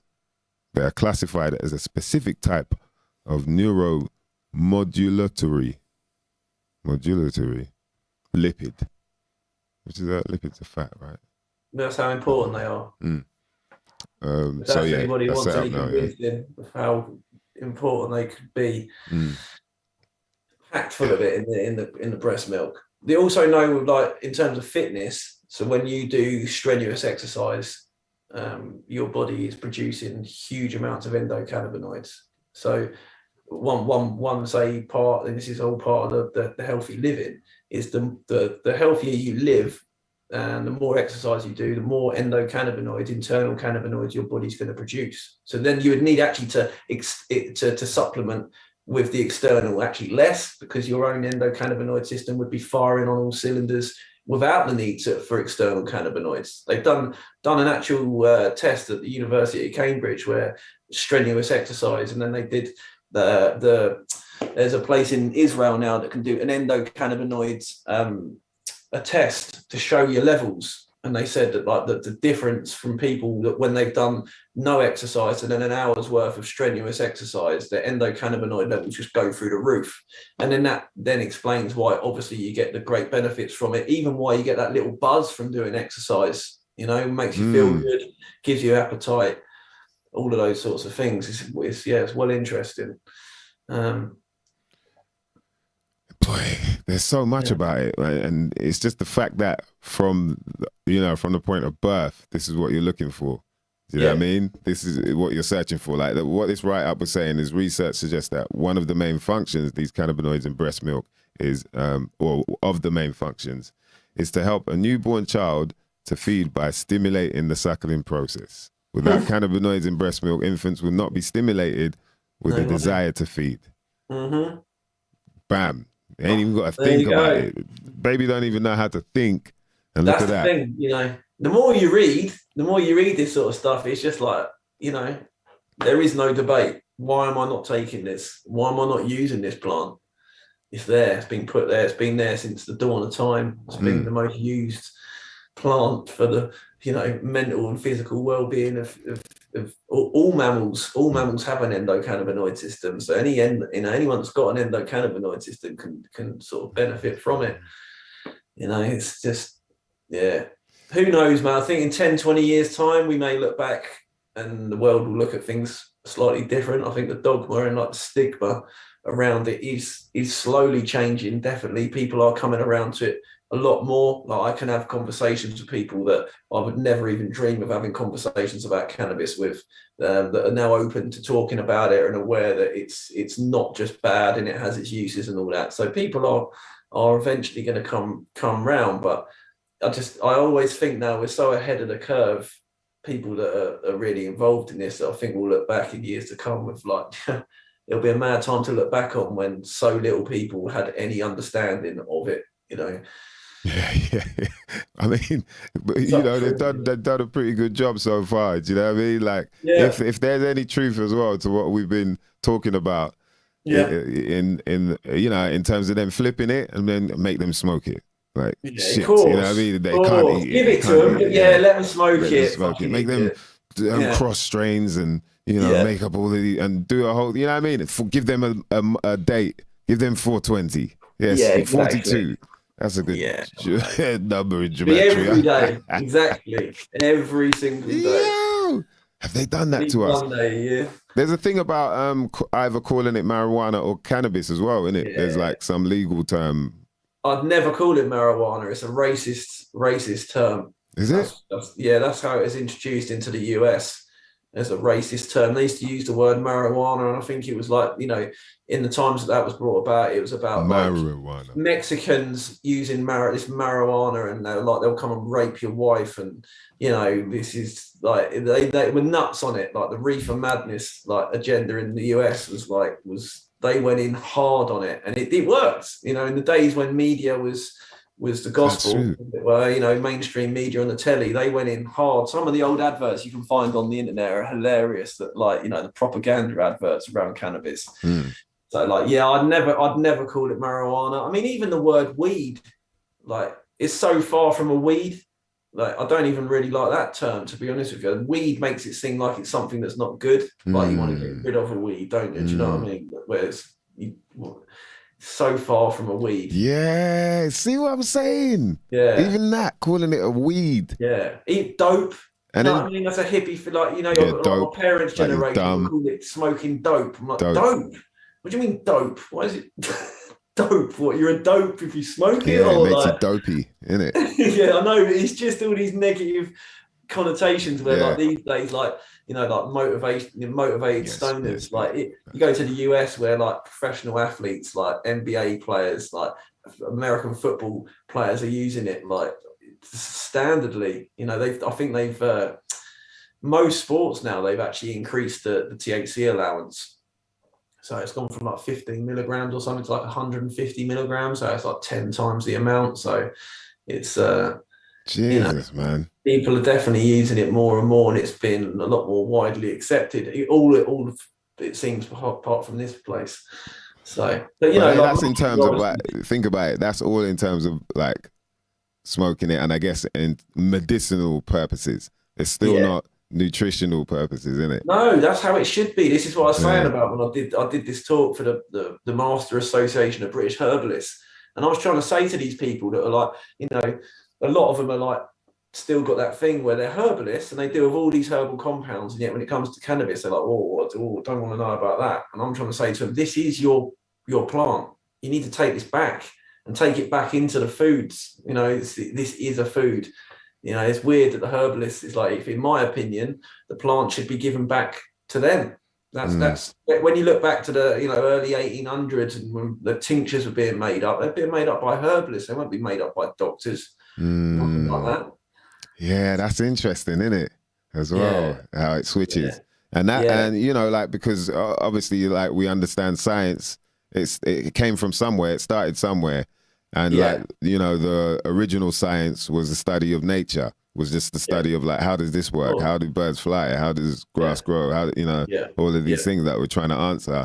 And then obviously when, turn of whatever century comes in, then people decide like, no, science is man coming up with these things. This is where we're going wrong, mate. This is where we're heading towards the apocalypse, mate, I think. It's serious. It's like man trying to play God. Oh, how about if we... Well, I don't know if it's true or not, but about the whole... was it in China or somewhere or Japan maybe, where they threw up a sun? People are saying that they tried to put a sun up there. Or, people talk about them trying to block out the sun and all this and that. And that's all man-made shit trying to do that. It's like, right, even human beings, man. This changing people's DNA and that. There's a guy, his name escapes me. I've just watched it recently, and this guy's really concerning. And he's doing like TED Talks, and he's like one of these top. I can't remember his name. I wish I could. And he's talking about how they're playing God, and it should be celebrated, and how we don't need like divine creation anymore. We've become the creators, and we can now. And I'm just listening to this, and it's the same sort of thing about when I'm saying earlier about taking this wonderful plant, this divine plant. Nature's beautiful, it's perfect in every way. We don't need to take that and then try and create it in a laboratory and synthesize it. And why? We've got the natural one there already. That's only like a pharmaceutical thing, isn't it? To like take control and have ownership over these compounds. Yeah, I guess that's compounds. That's the nature of the threat, as they say, innit? As Razkat said, the nature of the threat. Yeah. And it seems to be to just take over whatever's good. Because, like we're saying, you hear a lot of negative stuff to do with CBD when we're like, right, honestly, it doesn't do anything bad for you. Do you know what I mean? But that always happens. When it was like, oh, you should use olive oil to cook or whatever. No, olive oil's got this and that. Okay, you should use coconut oil. No. Coconut oil, that's bad, isn't it? Yeah, there's always someone's going to come out, and it just so happens to be, the same from the similar entities. The same sort of people that are like, no, you should get this. This is better than that. And you find out like, oh, they're linked with this. You know what I mean? Through the back door. So it's up, but honestly, it is up to you. It's you, the individual, that's got to really find out, like, okay, what makes sense then? What should I really be doing? Let me find out from other people. What do you think? What do you start talking to each other and spreading the word at the same time as getting the sort of, a bit more knowledge on what makes sense. And then you can see it. You can understand like, oh, with all the natural shit, you're cool. But as soon as you start going there, these issues start. You know what I mean? Start tucking in. I'll tell you what I've seen recently, which has been it's good to see. It's promising to see, and it's coming from people that I wouldn't even normally expect that sort of thing from. But I'm seeing a lot of people like from different angles that are now starting to use mushrooms and like microdosing magic mushrooms and stuff. Like I'm seeing it becoming quite a big thing. And that's quite refreshing to see, because obviously there's like the taboo and the stigma around psychedelics is like they push that one hard. You know what I mean? They put 95% of the population way off ever touching psychedelics because like the fear that they put into it about it. Do you know what I mean? Yeah, I've seen a lot of people recently that are like not your typical, you know, type of people you might expect to sort of be delving into that are sort of like people are having such good results from it that then other people are trying it. And particularly with the amount of like mental health and problems that are going on in this country at the moment, like it's a massive epidemic. I think people are now starting to look for like alternative therapies, because obviously, you know, man, I've got a good friend of mine that's really, really suffering through deep trauma, really. And I won't go as much. It's to do with sort of bereavement, and he's really struggling. But in terms of the mental health service, the social care in this country, it's literally non-existent. It is non-existent. Like that, all the GP is going to offer you is to take medication and to get on like your diazepam or your antidepressants, or just get sectioned. Like there is no actual support or help from anybody that's gone through serious trauma or having serious issues to do with whatever it is. Obviously, loads of people are really struggling mentally.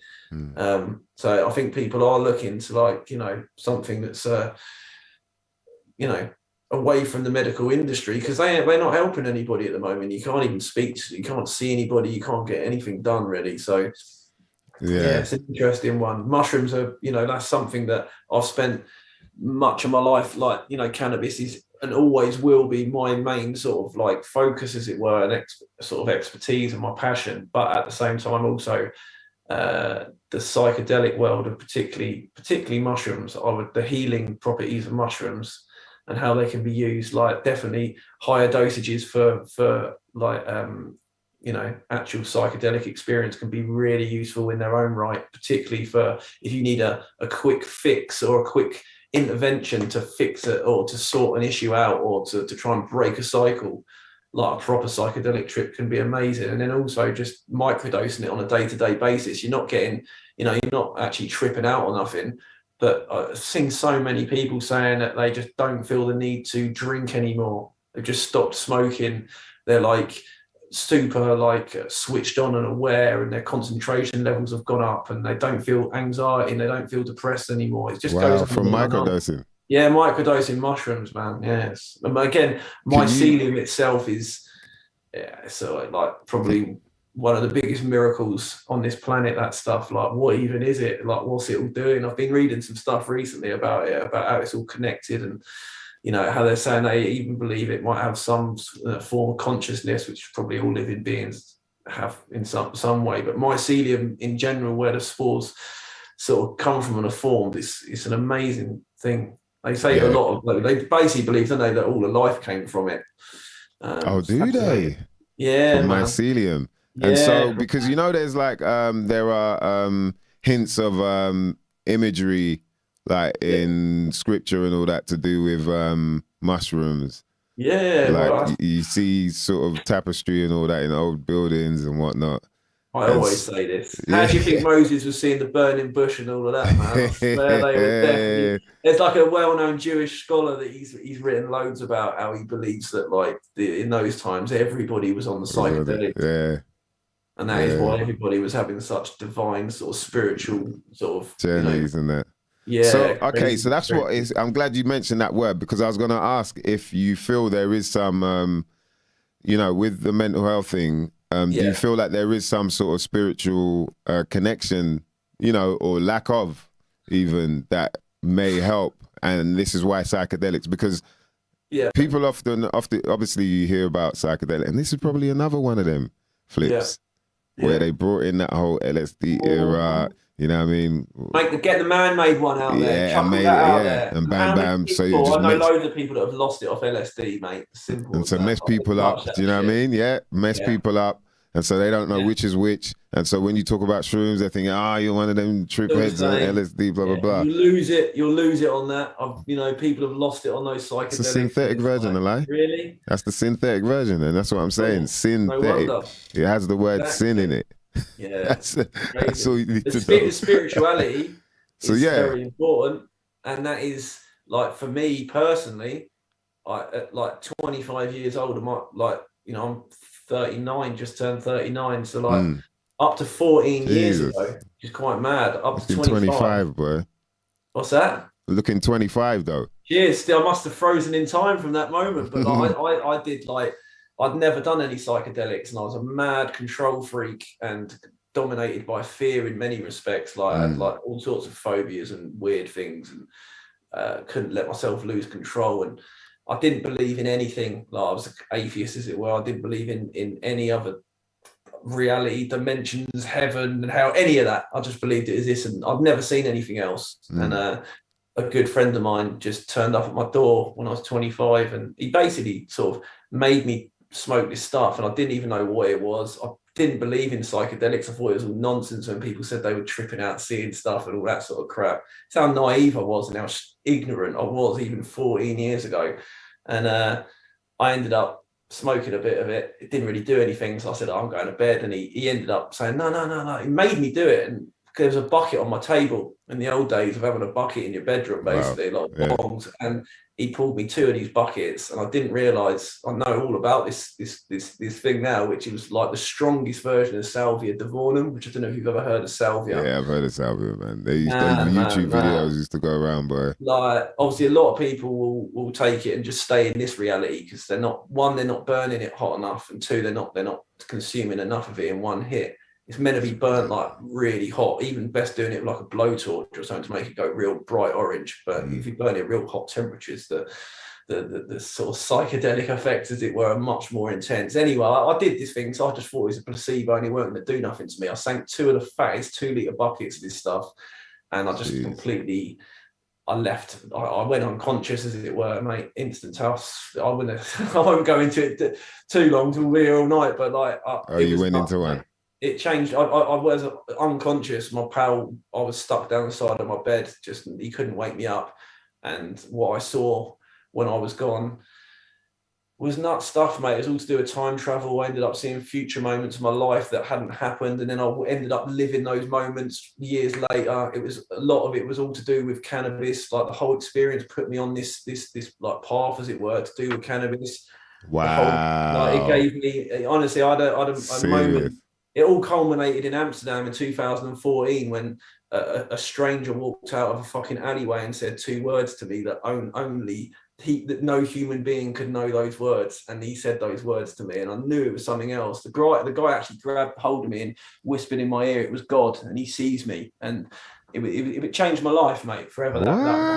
Yeah, it changed my life forever. And the mad thing, check this out, was that and you saw that in your I saw journey. it, and I didn't realise until the guy came out of the alley. It was all dark. When I was on this experience, I just kept coming up into different realities. I was trying to find. I was so gutted. I didn't believe in any of this stuff. So all of a sudden, I'm just gone from my reality in my room where my mate is, and it's just chucking me into these different realities. And I'm coming up into these rooms, seeing these people, might be in a dark street, seeing someone I don't know, recognise who this person is. I'm thinking, who the fuck is this? This ain't my mate in my room. And then I'd just fly back out of it, and I'd see this big metallic cog in front of me. And then I'm in this mad, bright, yellowy, orange, golden place with this cog in front of me, and I'm getting drawn towards this cog, and then I'm coming up into another like room or street, and I'm seeing these people, and I'm thinking, I don't even know who the fuck is this.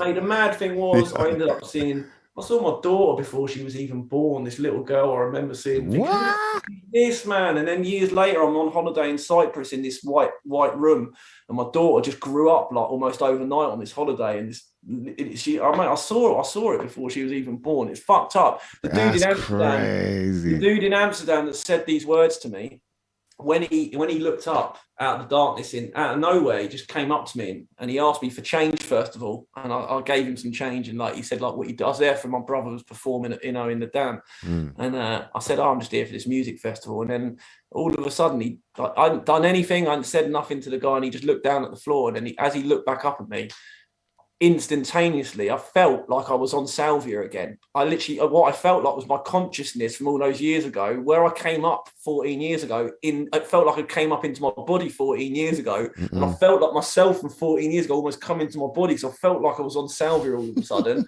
and I knew exactly what this guy was going to say before he even said it. And he looked up and said the words to me, and with a big grin on his face, and I just burst into tears. And then I actually got angry. I got a bit angry because I'm shouting at the guy saying, like, why would you say that to me? You don't even know me. Why would you say those words to me? And he grabbed hold of me really tightly and he just whispered in my ear, it is God. He sees you. And I'm just like, well, I'm just spun out by it all, mate. And like I say, I never knew at the time I was working like a shitty sales job.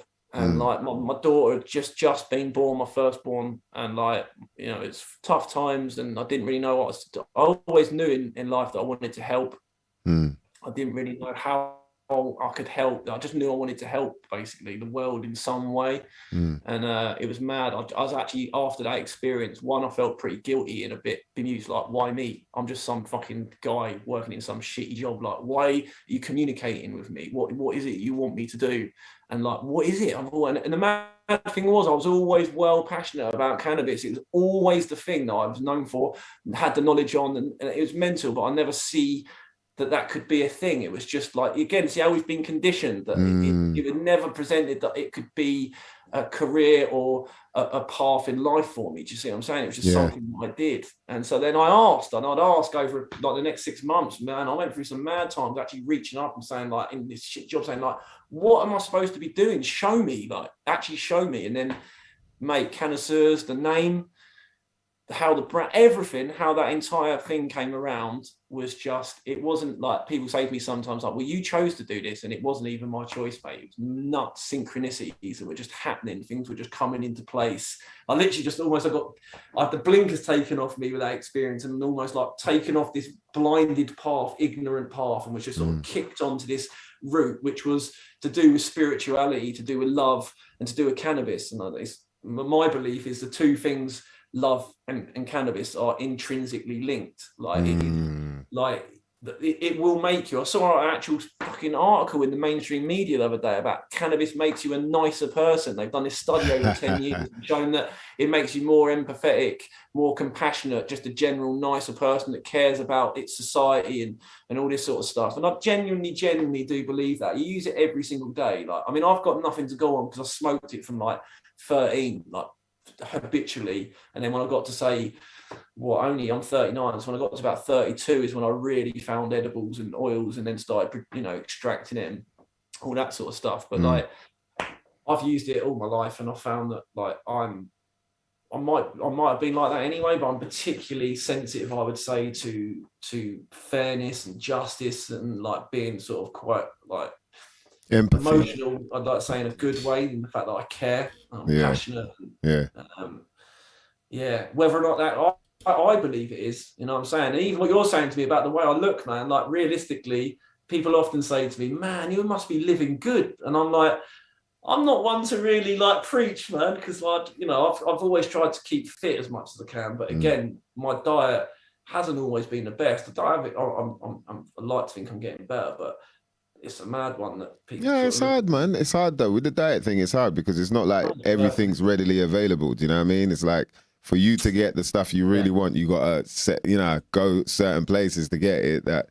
And even then, I don't even trust anything though. I don't trust the veg from the supermarket. Do you know what I mean? I don't trust anything. Is it like that? Yeah. So it's just, unless you're growing it. Like, my brother has got an actual proper big veg patch. Yeah, it's true. It's true. He's proper on it and doing all his own veg. And the mad thing is, mate, is like, you can just get these potatoes that he's growing, and these things just taste better than any potato you'll get. I don't care where it comes from, man. There's something about it, growing it super organic, natural like that. Yeah, it's mad, man. Yeah, it's amazing, man. It's mad. But it's a tough one, man. But cannabis is, for me, is like, you know, people, I don't know, some people will get it. I mean, maybe if you're a spiritual person, then you might see it. People that aren't spiritual now, if they hear me talking about spirituality and cannabis being intrinsically linked and all this sort of stuff, like, you know, who knows? But I've got to be honest. But see what you're saying though. But see how you're saying that. I think that's part of the problem here. Is like, we've got that people, as soon as you talk about spirituality, there are a bunch of people like, oh, just instantly turned off by it. this is, Why? they think you're talking about so many things. Well, Why the thing not is, that? because they think you're talking about religion. Yeah, I know, it's completely That's the flip. different. You know what I mean? Yeah. That's the next flip, where they're like, all right, let's give them religion then, because these people, they think there's something higher than us, than man. Do you know what I mean? And so let's give them religion, and they think that's spirituality, but it isn't. It's religion. It's just bringing people together again. That's all it is. It's not really. Do you know what I mean? I'm one of them where I think that there's truth in everything, really. But the same way everything can be used for the negative side. So there's definitely some elements of truth. Some dual tones. Definitely in some ways, but at the same time, like I'm one of them where I came from an era of like, you know, people often talk about like, oh, but it's either do you believe in aliens or do you believe in a god or what? And I'm like, what if God is the aliens? Do you see what I'm saying? Like, why does it have to be so different? Like religion, people go, well, do you believe in aliens? They'd be like, yeah, I believe in aliens. You're like, what about like God? Like, no, I don't believe in any of that sort of stuff. And you're like, well, the idea of a god might potentially be an advanced race. Well, what is an alien? Like, think about the definition of an alien. That's just a race of person that came from not from this earth. You know, so if you look at us, we're probably not from this earth. If you look at it, we've definitely either been messed about with, or we don't sit comfortably on this place, do we? We don't really live at one with it. I mean, go and tell that to like, you know, some tribe that have been there for like eons. And still living good. The indigenous people 100% do. You know what I mean? I'm talking about, in general, I'm really talking about the white man, to be honest with you. That's where I get, like, I'm white, so I can, I suppose, like, you know, it is what it is to me. But if you look at the white race in general, show me a white indigenous person. Is there any white indigenous people? I would have thought, like, you know, in Europe somewhere, maybe. I think, I don't know. Like the pilgrims, because even if you go up to like the north, like into the Arctic, you still like the what are they called? Yeah, the Inuits. They're not white, are they? And you can go from the top to north to the south, and the original people were never white, and obviously apparently we come from, you know, we're just an extension, as it were, of those indigenous people, apparently. I don't know. Yeah, we don't know. My view is if you look at the white man in general, like we do struggle to live at one. We tend to be a bit, there's a mad little, I know when people might say it's not a white thing, who knows? I'm only looking at it from the perspective of myself. From your point of view, history. I mean, that's my point of view. You're fair to your opinion, man, like at the end of the day. And that's like you said, but we don't know, innit? It's just like all we can do is kind of have a view on, ask questions and have a view on the information that we're given. And then the other thing is like the perception of the information that we're given. So it is I mean, you asking that is like, well, I've never even really thought about that. But when you think about it, it's like how, and then history has been so muddled up, like, how we understand things, where, you know, we don't even think about, like, wonder about the language that we speak, even where that came from and how it came about. But once you start, all the different languages, you know. Yeah. How many different languages have been like reformed and changed? And we didn't just come up with this stuff. Maybe it was given to us, like, again, the mathematics, the languages, certain things that were maybe given to us. Like I'm a big fan of Graham Hancock, and you know, there's Graham Hancock. Oh, yeah. So done like Fingerprints of the Gods. He's he's a guy who loves his psychedelics as well, but he loves like exploring like really like the origins of civilization. In the fact that if you go back, I think it's about 50,000 years ago, there was some mad jump in the intelligence of the human beings on this planet at the time. We went from like almost like cave dwelling primitive man to all of a sudden we were in advanced civilization. And it was so quick, it couldn't have just happened through evolution. He says, I think his view is that either it came from or a mix of both of psychedelics and from outside sort of help or interference, you know, in terms of Anunnaki and the story of the sort of the beings that came and maybe gave us certain things to try and guide us or help us. You know the theory, man. You know, a lot of people are aware of the theory of it. Again, I don't know, who knows, but my view is that I think you'll probably find that like it's even with religion, man. You can go. Over the years, I'm not afraid to say talk and sit with a Christian pastor, or a head of a church, or even a really devout Muslim, and just sit and just get their views on stuff. And it was interesting. I used to talk to a guy who was like a born again Christian, and well into his hip hop actually, and we would sit and have a smoke and whatever. And then when I'd be talking about some mad stuff about aliens and Anunnaki and all this sort of stuff, he would be getting out the Bible though, and linking saying, about the Elohim, not the Elohim, what they called, they were like the fallen angels that were Nephilim. They were sent here to give us sort of guidance, and then sort of, what I mean, basically maybe bread. The fallen angels, the Nephilim. The Nephilim, that's the ones, the Nephilim, yeah. So it's all sort of, I think there's truth in elements, but it's like you said earlier, it's all just been muddled up to the point where no one can actually get a whole. Yeah, we don't know, man. Really. We weren't, that's how I feel. It's like the bottom line is like, I wasn't there, so I don't know. No. Do you know what I mean? All I can do is believe. Yeah. I can think. I can have a think. You know what I mean? Like, but I don't know, and I want to know. I don't want to believe. I don't want, you know what I mean? I want to know, and it's hard to do them things when you're looking at bits of it. Like you're saying.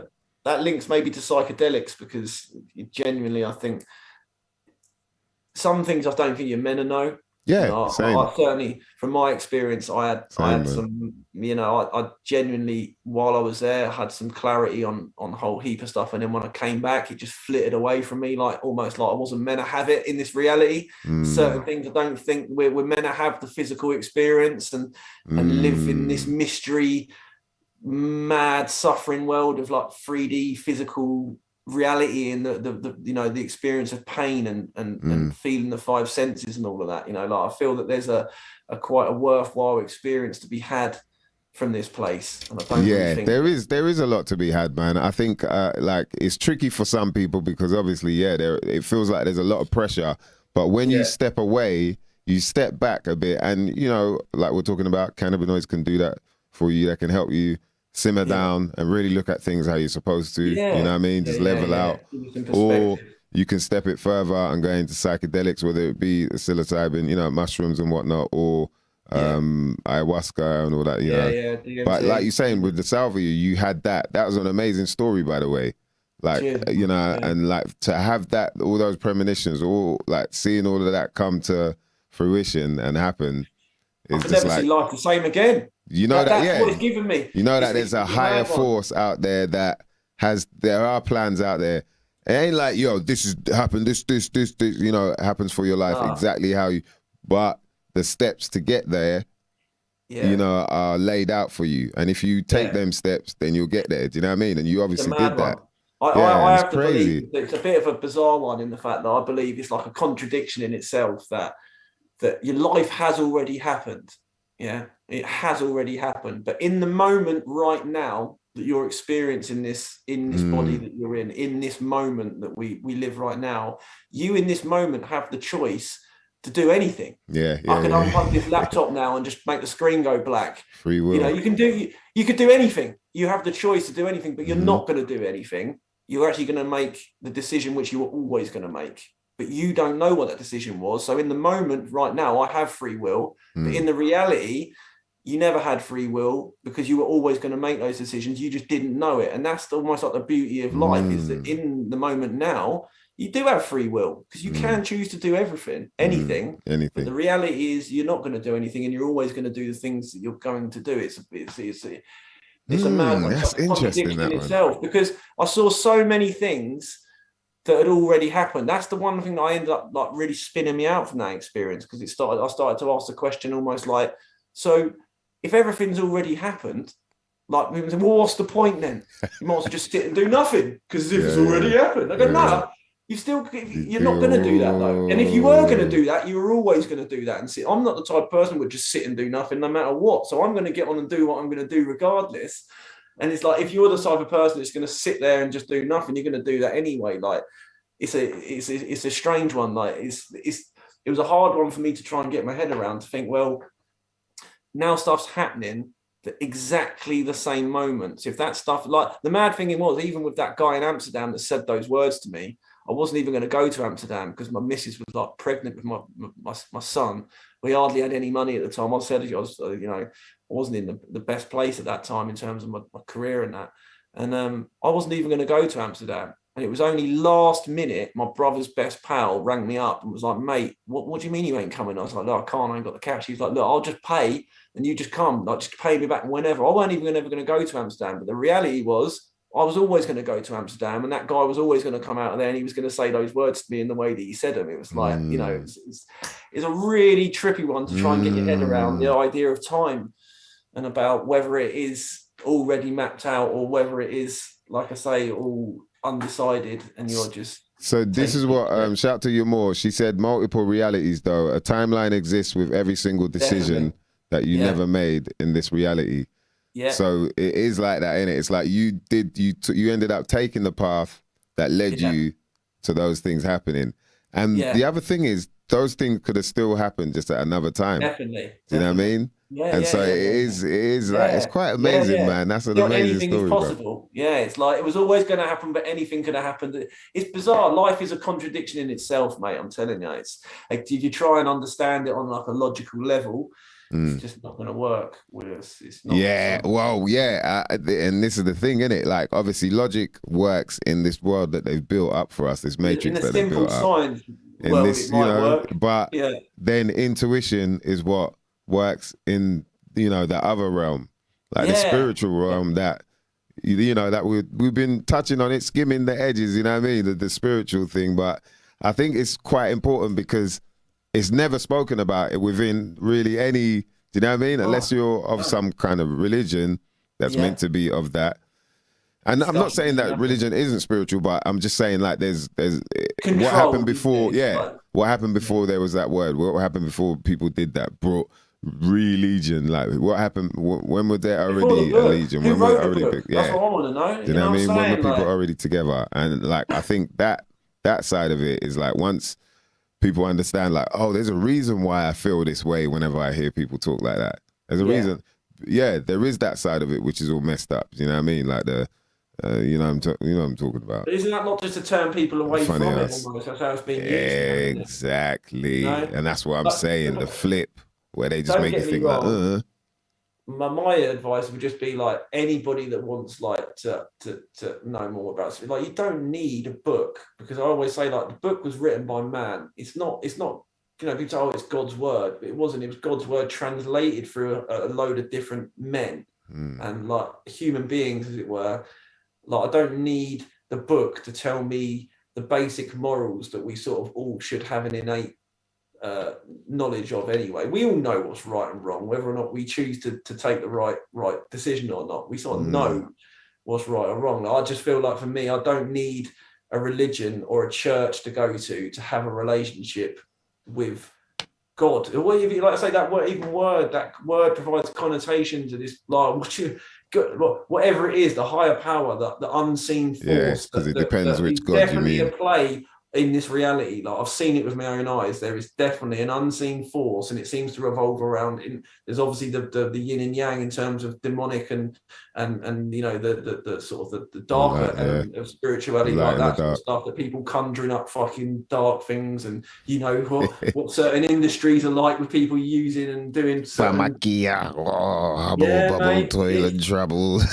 Well, listen, man. Like you look into these people and like black magic, juju, Kabbalah. This stuff's being used for a long time for sort of negative purposes, and it's almost like we often don't want to ask the positive side of that for help. We almost feel like it's a weird dark one. Yet there's certain people that are trying to utilize the other side of it for their own purposes, and that's happening. And they believe fully in this stuff. Do you know what I'm saying? So that's what around the time when I did sell a bit, I sort of, started to understand that, hang on a minute, a lot of these people, atheism, as it were, seemed to be like the main sort of thing when I was growing up. Like religion was like, oh, fuck all that sort of shit.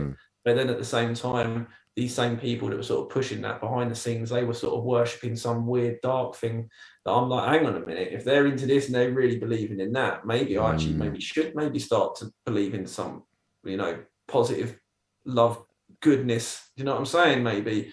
And positive love goodness. well, this is, mate. I do have this thing It's where true. listen. I believe in God. I'm not ashamed to say that. Like, it's not an issue for me. Like, No, you I shouldn't have a feel full ashamed to say belief. that, man. I have a full There's belief in billions of God. people out there who say that.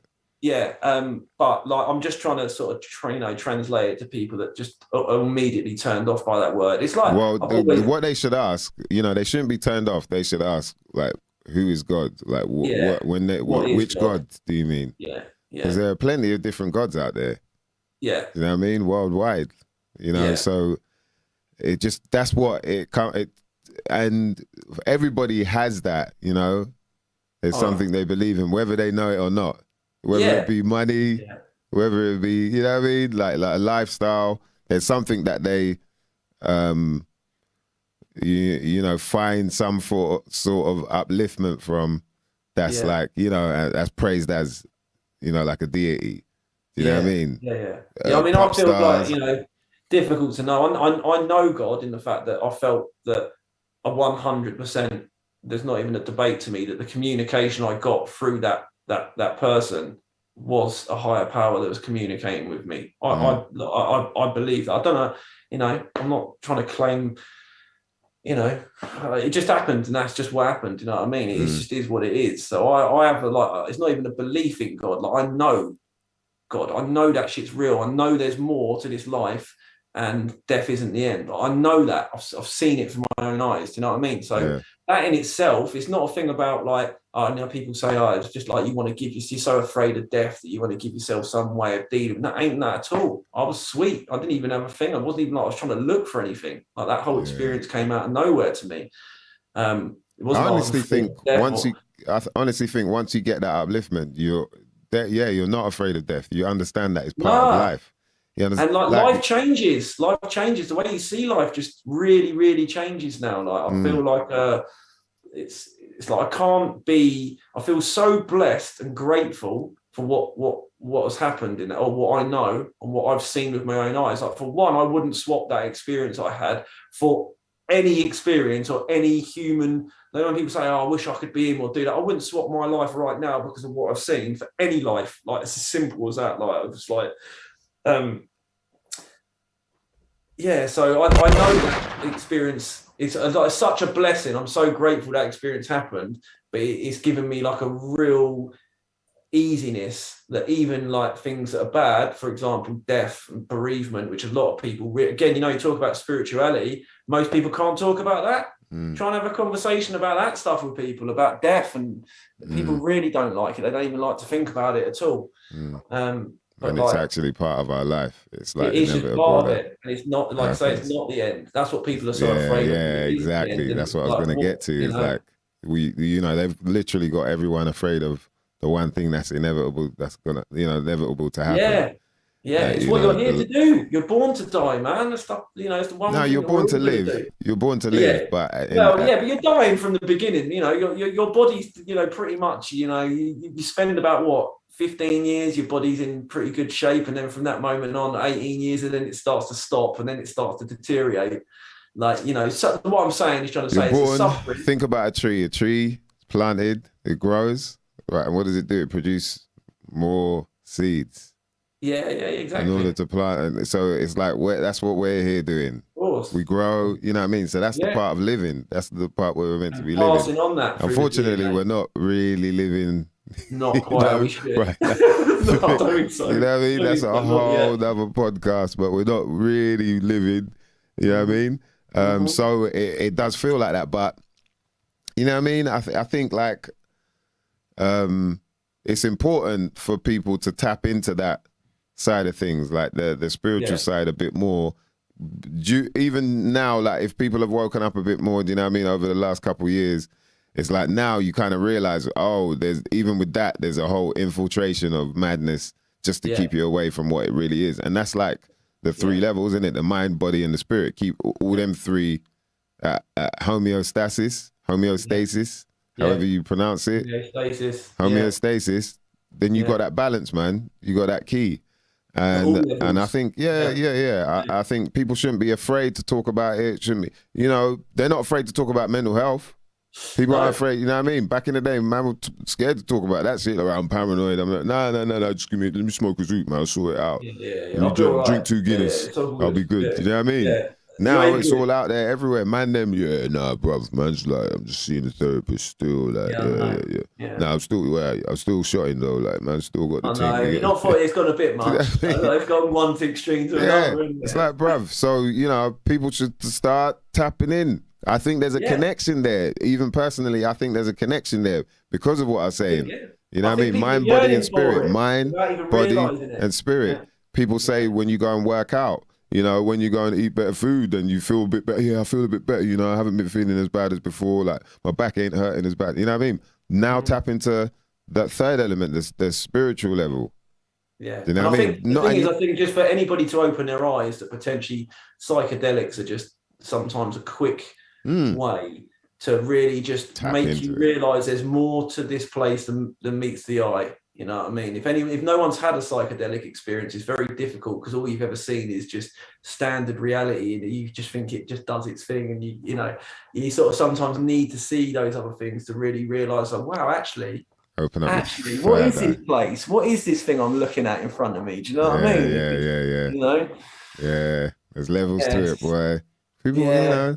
Well, I'd say a lot of people, that started off with this thing on me talking about mushrooms. It just so noticed, something I've noticed a lot in the last couple of months is people on Facebook and people around me are like, oh, right, you got mushrooms. They're like, yeah, I'm microdosing now. Oh, so-and-so's doing it. And I'm seeing them post up about it. And I'm like, okay, in my mind, I'm seeing these people do it that I'm thinking this is a positive thing, I think. Well, this will, look, see, Don Smith had said, I don't believe this is it. Through past experiences, however, I'm one of them that runs a mile from Abrahamic religions and the Bible, Qurans, Torahs and all that. And that's what I'm saying is like, I feel like there's a reason why we're like that. You know what I mean? Like I went to a Roman, I brought up a Roman Catholic. Yeah. So there's, you know, it should be like, I go to church and blah, blah, blah. But, you know, I realize now there was something touching my spirit like, I don't know about this. And then I ended up going to a school that was mixed with bare different, it was like Hindus, Jews, Christians, you know, mixed up. And I was like, wow, but which one is right then? Which one is, you know? And then you start the thing I don't like. Learning more as you got, you know, we've got older now and information is a lot more wider spread. And you get to learn like, oh, wow, there's a lot more to this than you ever even thought. And this is why it's like this. And that's why your spirit's touching you in that way. Like, I'm not sure. But I do believe there's God. I do believe there's a God. Like a most high, like you know, a higher being that divine that created all of this that we can't even explain. We just have to make up shit to try and explain it. Of course, because we haven't got the ability. We don't actually know how that seed really grows. Like we can't. Do you know what I mean? I don't think we can handle it, mate. We know that if we put it in this and then put water, you know, blah blah blah, it will grow in that, and then we've got to try our best to help it to grow. But otherwise, that shit will grow naturally in the wild on its own with no one helping it. Yeah, there's definitely something going on, that's for sure. Like the religion side of things is, I'm exactly a bit like you in what you're saying there, and the fact that when I really started to believe in something, and then like you say, you look at all the different typical religions, and obviously Christianity, Islam, all the different, like looking at all of them. But my big thing was that I always had this really overriding voice in me telling me to not commit to any of it and to sort of stay above all of it, because I sort of felt the minute I go into one, I'm pigeonholing myself into just that view. Almost you can't then, you know, I've seen Christians talking about Muslims and Muslims talking about, and there's this thing about, we're right, they ain't right because they don't. And it's this division thing again. Like that to me isn't what spirituality can ever be about to me. Like it just is a difficult one for me. I couldn't commit to something and then go, right, now I'm committing to this and this is right. And because there's contradicting views, they're all wrong. And I don't even want to hear about any of their stuff because it's wrong. And I'm blinkered now and I'm just focusing on this gospel Bible and I'm reading that.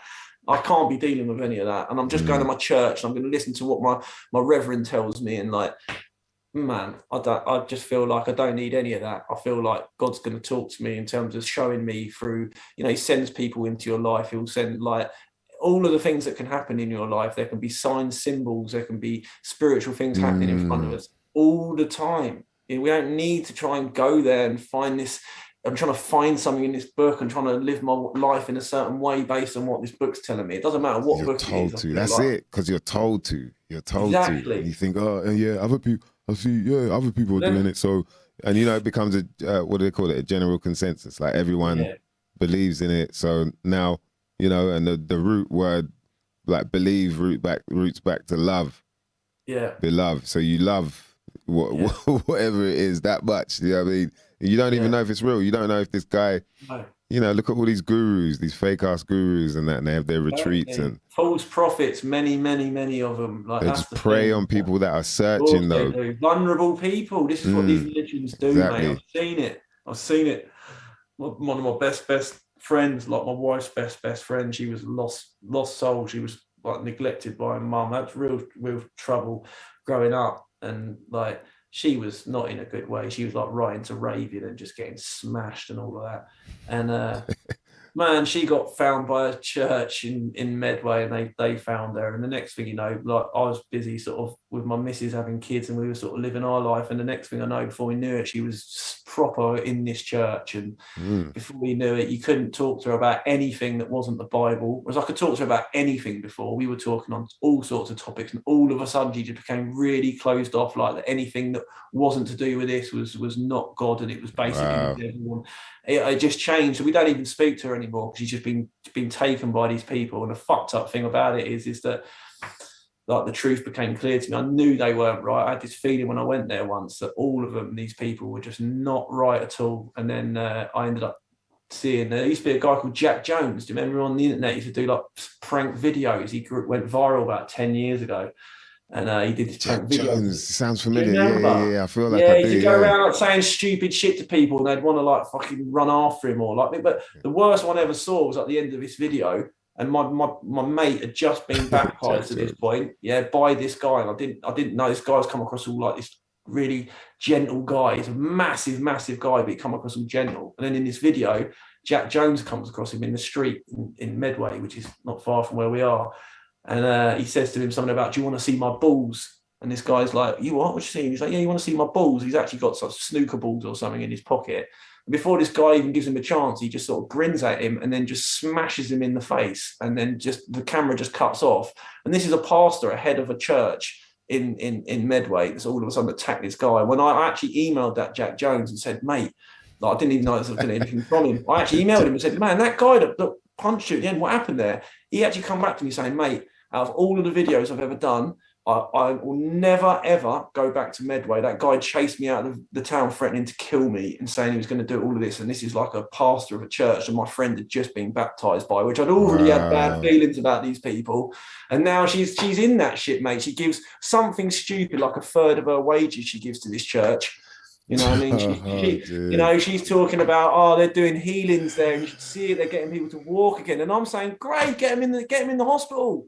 Get him down the hospital. There's loads of people in the hospital that need healing. If he's going to do that, not like just these vulnerable people in the church that have been mentally fucking manipulated, and it's awful, mate. Yeah. Oh man, that just makes you wonder as well. Are they acting it out? Yeah, that's the thing, man. That's the opposite of being. And the thing about when I'm talking about spirituality, I don't mean like you have to like sit there and you know what I mean? You can just sit there for 10 minutes and just breathe in the silence. Yeah. Do you know what I mean? Just do nothing. Yeah. And just like clear your mind. Yeah. You know what I mean? With yoga, all of these things, working out, what's really happening that's helping you out is you're clearing your mind. Yeah, you're getting oxygen in. Yeah. You know what I mean? Getting all the toxins out. Breathing is also how you can detox. Yeah. You know what I mean? So it's important for people. That's why a lot of like singers, rappers and whatnot, not saying, apart from the ones that obviously have done themselves up in a way, you know what I mean? Kind of stay quite young looking because they do a lot of, you know what I mean? There's a lot of breathing involved and a lot of exerting. Yeah, meditative exercises. So, a lot of people meditating without even realising they're meditating. That's man. Even just sitting in quiet and just gently, like you say, breathing right and just sitting with peace and quiet is...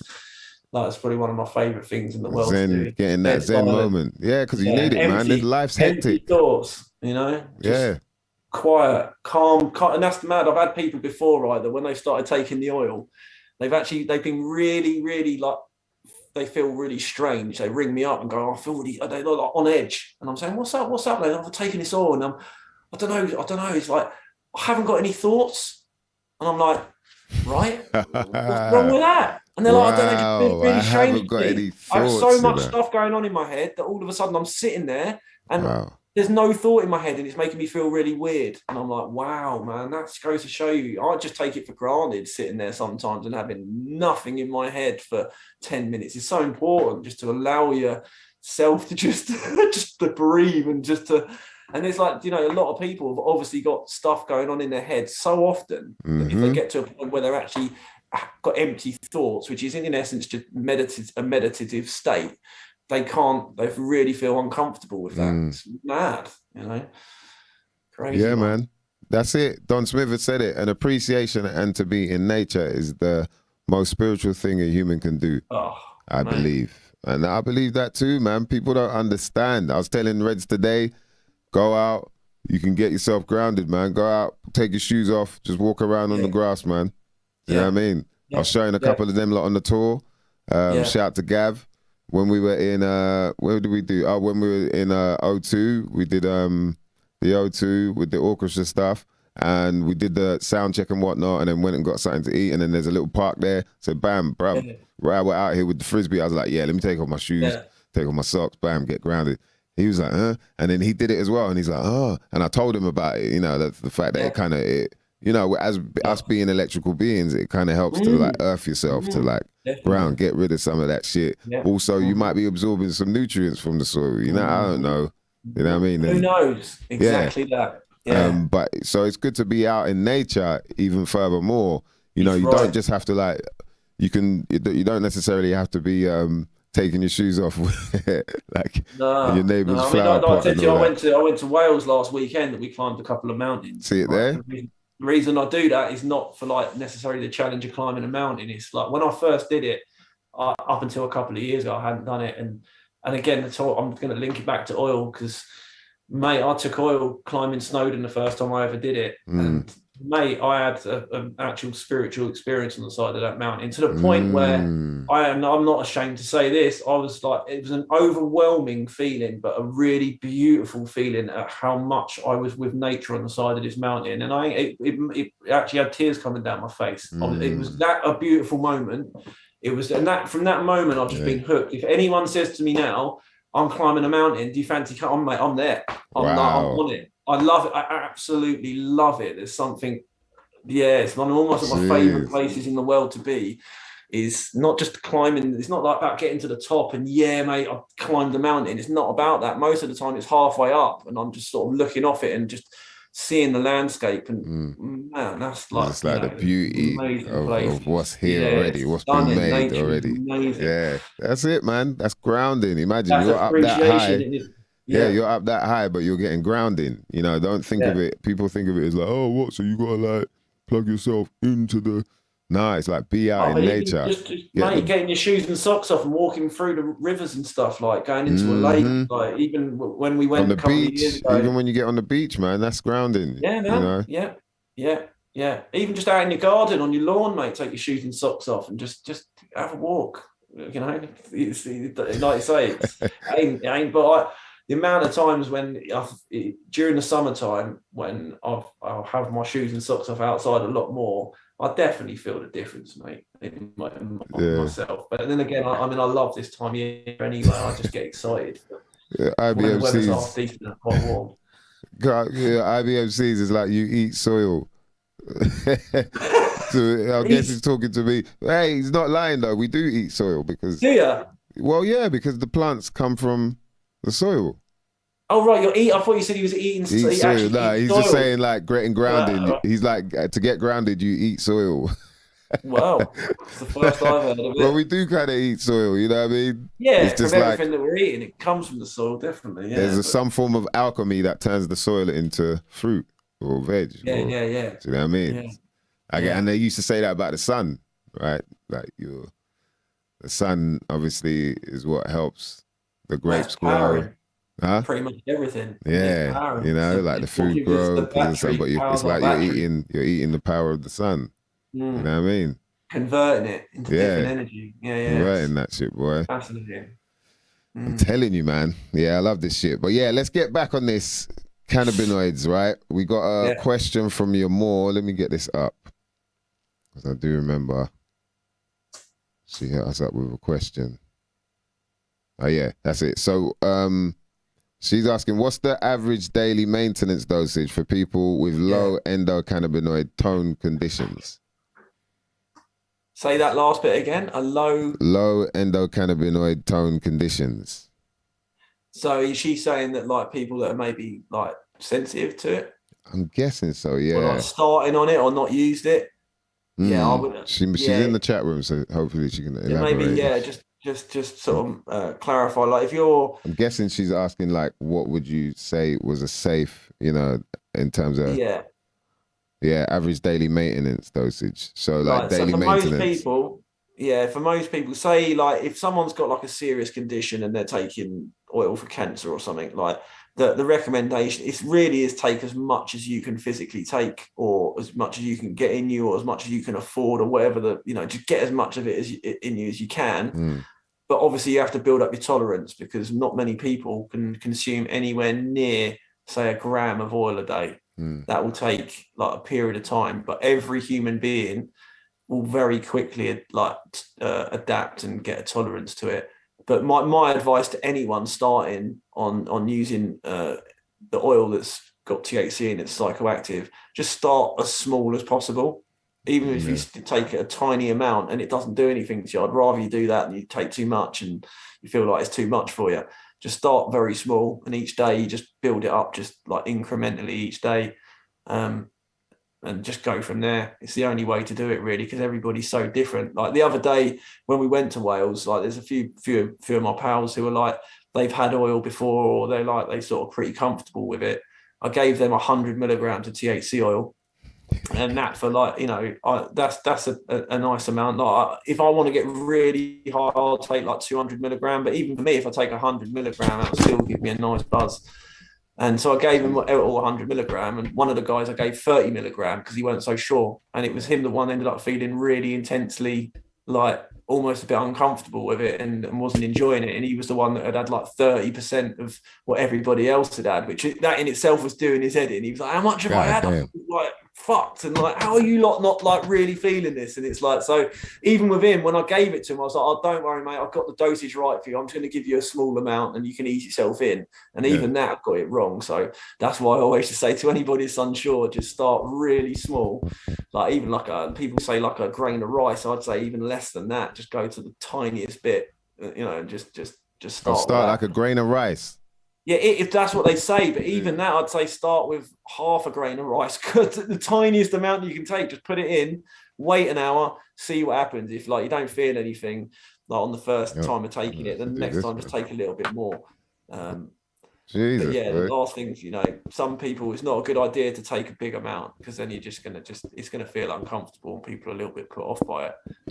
Particularly like I have people that have got cancer that have never used any cannabis before in their life, and with them you've got to really sort of gently ease them into it. So it's different from everybody. I've even had people that are like, they go, yeah, I smoked all my life, like I'll be fine, mate, just give us what you normally have. And I'm like, yeah, it is different though to smoking. It's not really like anything you smoked before. Like, I'll be fine, and then you give them that and they're absolutely off their nut. And yeah people, that's the one thing I think people got to realize is once you eat it as well, that's it.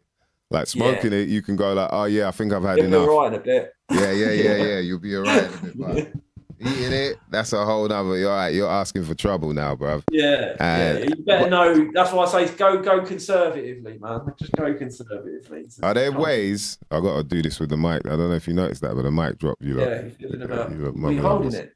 Yeah, I've got to hold it because the mic's dropped, and I think it's to do with the clamp, but I'm not sure exactly what's wrong with the clamp, and that might take a minute. Well, so yeah, I'm gonna do this like I'm in control, mate. Elvis Presley. For a while. You know what I mean? I'm gonna do this Elvis Presley style. But yeah, what was I saying? It was something to do with the. We were talking about dose, weren't we? Yeah, like obviously getting carried away. You know what I mean? How would people?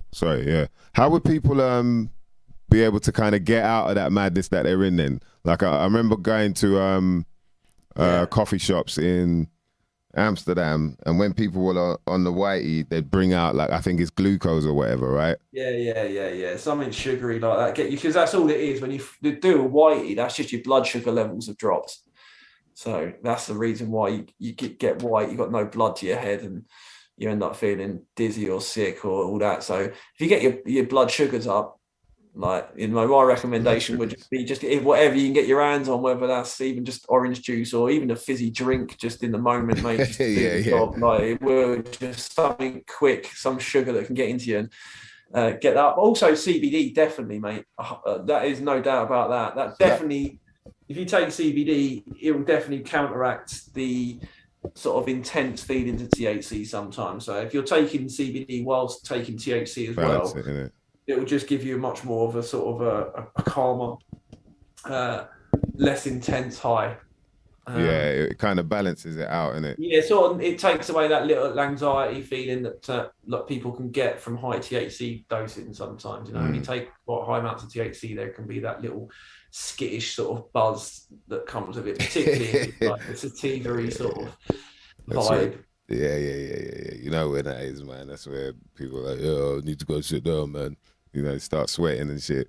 Yeah, some people like they got to, it's mad. Some oils can give you loads of thoughts, and other oils can like give you no thoughts. Some people, when they got loads of stuff going on and they feel a bit buzzy and a bit skittish, like that can sort of it's but that's the other thing I'd say to people is, if you're gonna take oil, then the big thing is just make sure it's like anything in life, is just make sure you source good product in the first place. You know, if you can, know where it's coming from, how it's grown, you know, what the strain is, making sure there's not too much crap that's going into it.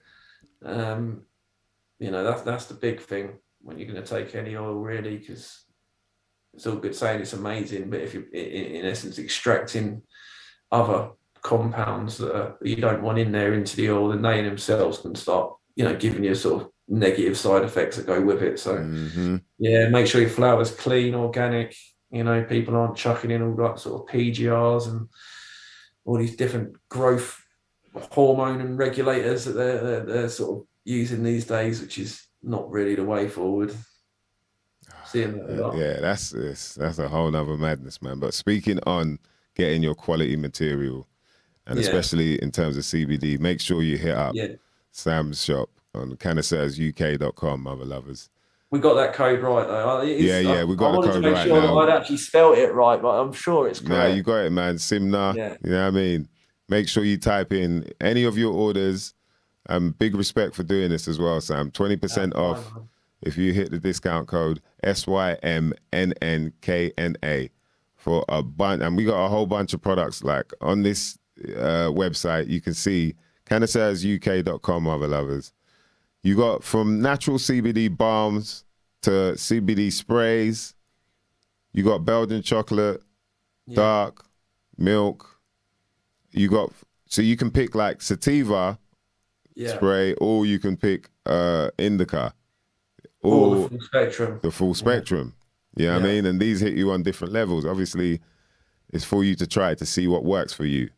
Yeah, and it depends what you're looking to use it for, obviously, isn't it? You know what I'm saying? So if it's just a supplement and there's not really anything you're noticing is wrong with you, if you want to use it instead to boost you on a nutritional sort of level and get the benefits, and I'd always probably say the full spectrum, because I say that's just the mixture of the two CBD whole plant extracts we have. So like under the lab test, it's got like by far the most varied amount of cannabinoids running through that oil, which, like I say, that has over the years always been our probably best seller, and also the one that gets the most sort of good feedback from, in terms of it's a mad one. Now, in the first place, it was like, well, I've got this indica extract we get and this sativa extract, and people were saying that they're getting good effects from both, but like in different ways. But then I'm like, what happens if I just put these two together?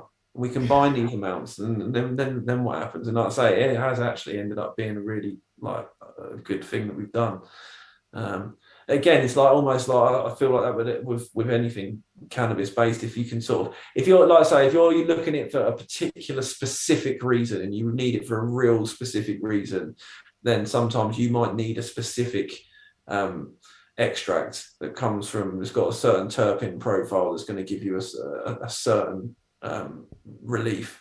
But in general, if you're using it as a supplement, it's almost like getting as many different types of, cannabinoid profiles as possible. And so has it been mapped out yet as to what sort of ailments it can help? So, specifically when you're talking about yeah. Well, the problem is you got with this is it's when I said earlier about the terpenes, which like the sort of flavor profile, the taste, the smell, the profile that come from it, they're like compounds in their own right.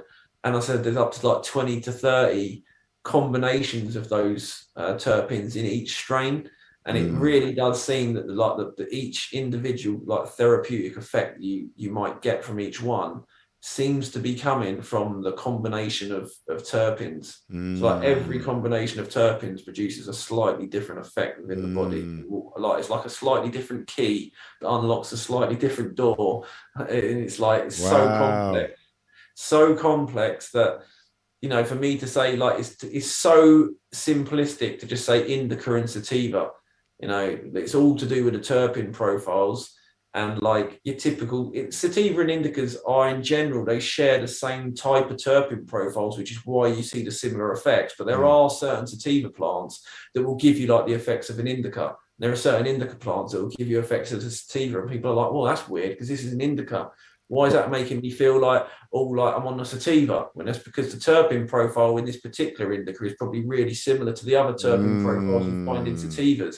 So it's not the plant itself, it's the compounds within it that are then providing that therapeutic effect. Terpenes themselves are the next sort of big discovery in cannabis, is that they're going to be found to be. My only issue with it is I don't want people to start they'll start saying, right, well, this particular terpene is really good for this. And what we're going to do is we're going to extract this terpene from this and we're just going to consume this terpene. I always just think you want all of the stuff.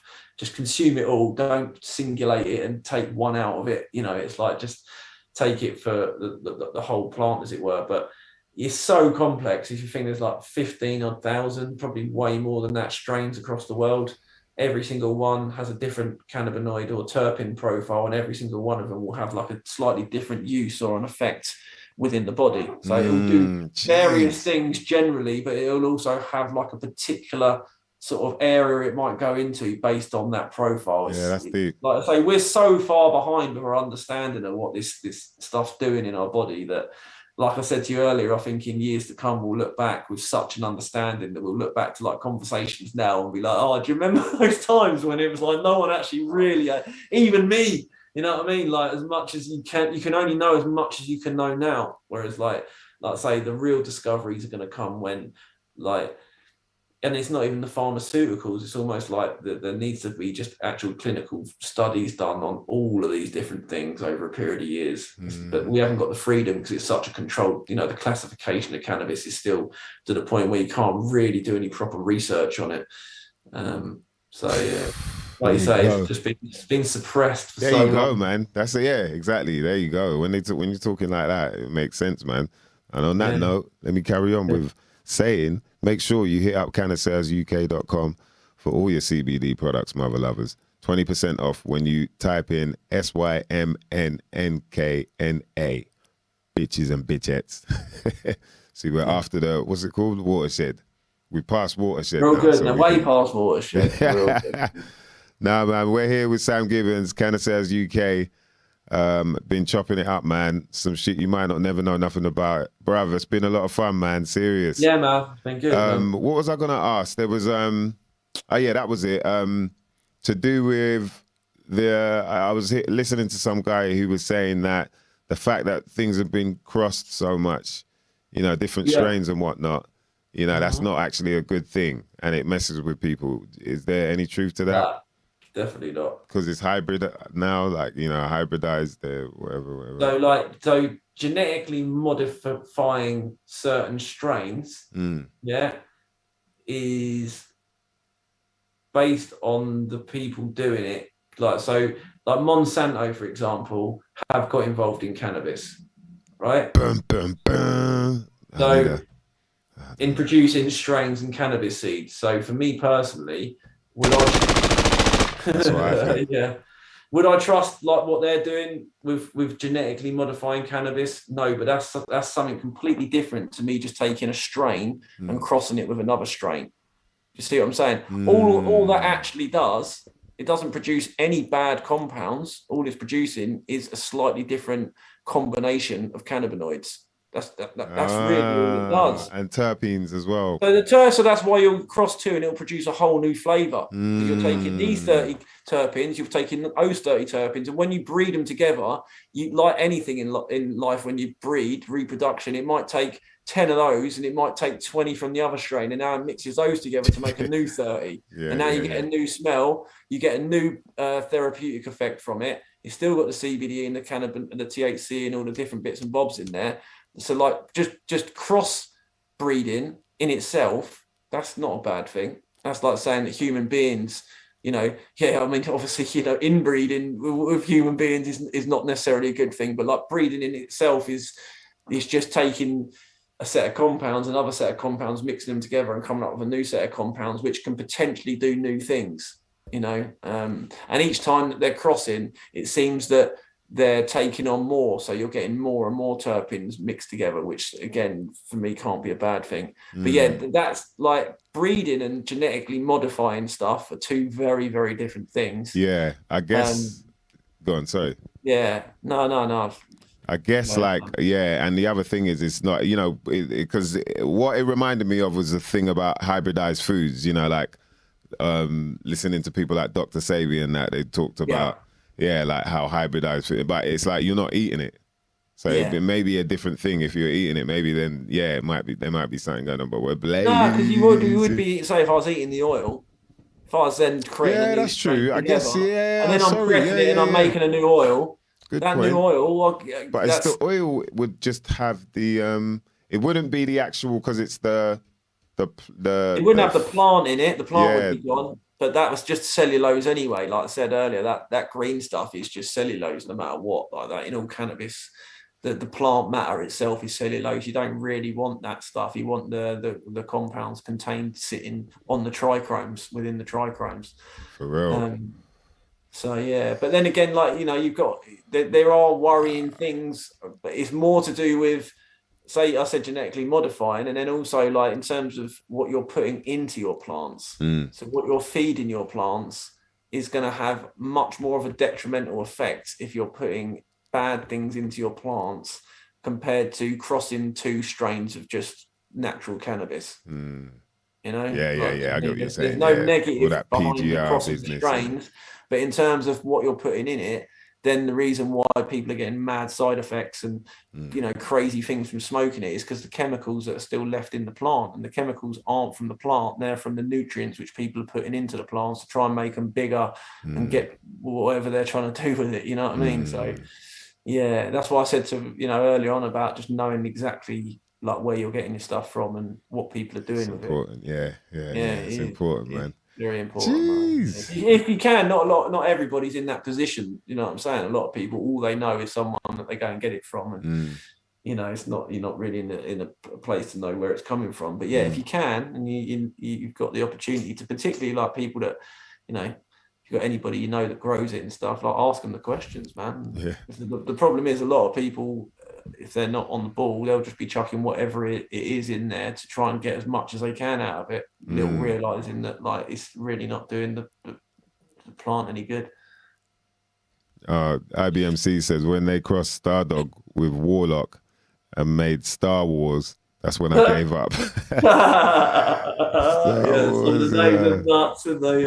That's hilarious. Yeah, the amount of strains, like D's not here, man. Shout out to Dan as well, man. Dan DNA had to bounce a little while ago, man. Big him up, man. You know what I mean? Here plotting, just doing the bits and bobs. I'm like, yeah, he's putting in the work when he's here, boy. So yeah, rest up. You know what I mean? Get well soon. And but yeah, the amount of different strains and like his face. When people are, hey, we got to do the roll call, by the way. What's the roll call out there? We didn't even get to do that earlier on, you know what I mean? I'm on some Moroccan hash and some Skittles cake gelato. Nice. Yeah, it's doing me right. That's what you're on, is it? Righteous, yeah. That what you've got at the moment? At the moment, yeah. But I was There's a few bits and bobs like during the tour and that, during the gigs. Yeah. Oh yeah, man, you performed in front of some amazing crowds. Yeah, it was crazy, man. This one was nuts, man. We got to do what did we do this weekend? Oh, we did like New Northampton. We did like their local rugby teams stadium, and then we did Newcastle Racecourse. I didn't realise that. I'm sure that was that massive crowd. That the last one I saw you post up, was that in the UK? Was it? Yeah, there was. Yeah. The last weekend has been in the UK. Yeah. Oh, wicked. Yeah, it's been nuts, cool, man. And then we did the Peace Hall, which is in Halifax, and it's crazy, man. Next week I'll flash up the videos and that, but it was a crazy little, big venue. You know what I mean? So and just cool. The way that it's set up was sick. Yeah, it was amazing, man. Yeah. Really enjoyed that, man. Feeling blessed to do that. Right, so, okay, what we got here? Hey, shout to Lawrence Limburger, man. I see some Regentology in the building. King Chico, you know what I mean? You lot popped in. It's good to see you. So what, runts? I'm hearing some people talk about runts cake. Yeah, nice. Afghan times Northern Lights rosin. Dan's got me saying rosin now, rosin. man. Jesus. Yeah. Shout out to Don Smith, man. He looked after me as well. I was on some, what was it? Purple Star Dog. And this top hat.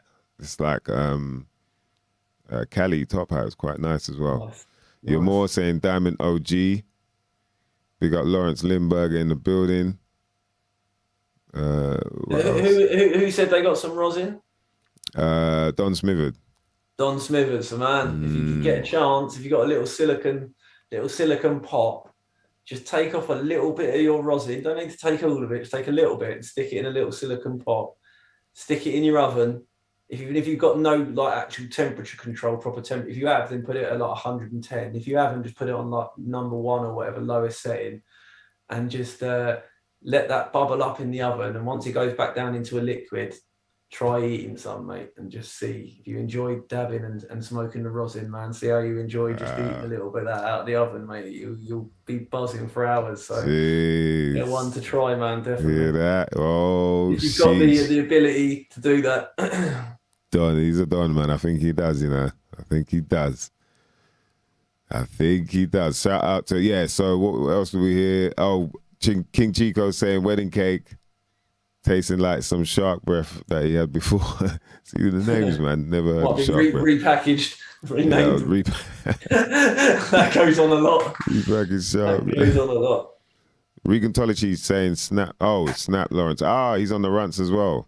Nice. So, okay, runts cake. Well, you lot ain't messing around. Runts is my favourite strain still, really. Runts is banging. Good, a proper runts is bit of me, that. Your more said Diamond OG has been great for pain relief and sleeping. Yeah, nice. Strong OGs normally are. Yeah, man. Yeah. It's good after a workout, sort out the muscles as well, man. Yeah. Nice, relaxing. Jet Latte at the moment, which is nice. Jet Fuel OG cross 40 gelato. Yeah. I've tried some of that. That's bang bang. Yeah. Jet Fuel OG. Okay. So IBMC says, what happened to Lemon Haze? And what's going on with these? We probably need to get moderators in soon, man, to start sorting out these. We've got some frigging spam bots. Oh, no. Yeah, but what did happen to Lemon Haze, man? What was it? Haze? I got Amy. Still about. I can get a cheap bit of Lemon Haze. It's still about, mate. So I still like cheap it. Lemon Haze, boy. It's still about. Actually, that it's a mad one. Is that the Lemon Haze? The main terpene in that lemon is limonene. Limonene, it's like the lemon smell, and like that is for epilepsy. Unbelievable, mate. It stops seizures in its tracks. That stuff. Real? Yeah, that terpene in itself is just wow. Damn, that's interesting, man. So anti-seizure properties in limonene are amazing. The reason why, like, this is what the authorities need to know. They're just giving epileptic, like, kids whatever they're just got, whatever their licensed oil is. Little do they realise it's not really even about the CBD and THC it is to a certain degree because they need to be in there, but the limonene is what really stops the seizures in their tracks. Had a young girl, she's been taking the oil for a couple of years now, man, and it's just, she was having like up to 4 severe epileptic seizures a day. That was from a vaccine. I think I told you about that before, from the HPV vaccine. Oh, and since she's been taking the oil with limonene in, and that was, it's mad. She's just stopped every time she's taking the oil, she doesn't have seizures. It's mad. Wow, see it there. That's deep, man. That is very deep, bro. But so lemon haze still got its uses, definitely. Yeah, see it there. Who was it? I think it was Yamor saying that was lemon haze is one of her favorite all-time strains. Yeah, that's really interesting. IBMC's saying cheese dominating. For me, is those old strains, they're like, once you get the new strains that, like I said to you, they've got so much more going on with different terpenes. Once your palate sort of gets used to those new ones, then you go back to those old, you go, a bit of lemon haze, used to love that, and I smoke a bit now, and I'm like, no, it ain't quite cutting it for me anymore. Like I remember it. Lemonades ain't cutting it, man. Moved on. Or the cheese, like IBMC saying cheese, you're like, cheese, horrible, man. It's like, I used to love that. Dry, like cheese. The thing about them is like, the thing is, if you get you can get a really good lemon haze, but it's when it's like not metallic tasting. You know what I mean? It tastes more like, okay, there's some depth to it. But otherwise, it's like, that shit's just dry. Like, you smoke a lemon haze, you're like, yo, bro, I'm up. To be honest, anyway. Like, or cheese. Yeah, for me personally, I was never a massive fan of anything haze. I know that's like probably an unpopular opinion because I know loads of people love the haze. But for me, the haze was always one that smelled amazing. So if I smell a bit of haze in the bag, it just smells absolutely beautiful and this sweet, beautiful smell. But it never, the taste of it in the joint to me doesn't actually taste what it smells like in the bag. There's other thing to it. So I was never a massive fan of haze. I did love a bit of blue cheese or Exodus cheese going back years ago, but these days, like my pals, a couple of my pals still love that old stuff, and like I smoke a bit of it now, and it's got that proper sweet, real nice sort of cheese smell to it, and then I smoke it, and it's just, I'm obviously a bit of a snob these days. Just turn my nose up it now, and I'm like, man, I used to absolutely love this stuff. So when it's done right, man. Yeah, like, that's the bottom line. It's like there are times when it can work, but I feel like people talking about runts. Like a proper sherbet. I've got some Biscoff at the moment, biscottis. Mate, I had some. I've just come back from Barca, didn't I? Like a month ago, and some of the bits I had out there were absolutely amazing. Some Black Bassio was amazing. Some Sherb Biker, which was Sunset Sherbet Cross Biker OG, was like. Mate, it was just, so for me, like those ones have just got so much to it these days. It's like the first toke you have on it just blows your mind. Like, so it's hard for me to get that with the old ones. Yeah, the palate's been spoiled now, my friend. It has now. It is. You sort of can't go back once you start tasting those new flavors. Yeah. See, Regantology said Biscotti is very nice. He's not lying, boy. Biscotti is. Yeah, man. That's for me. Runts, Biscotti, sherbets, Sunset Sherbs, gelato, proper gelato 41, like any of them types of buds that just got that one that just, I'm a sucker for them. Absolute sucker for it.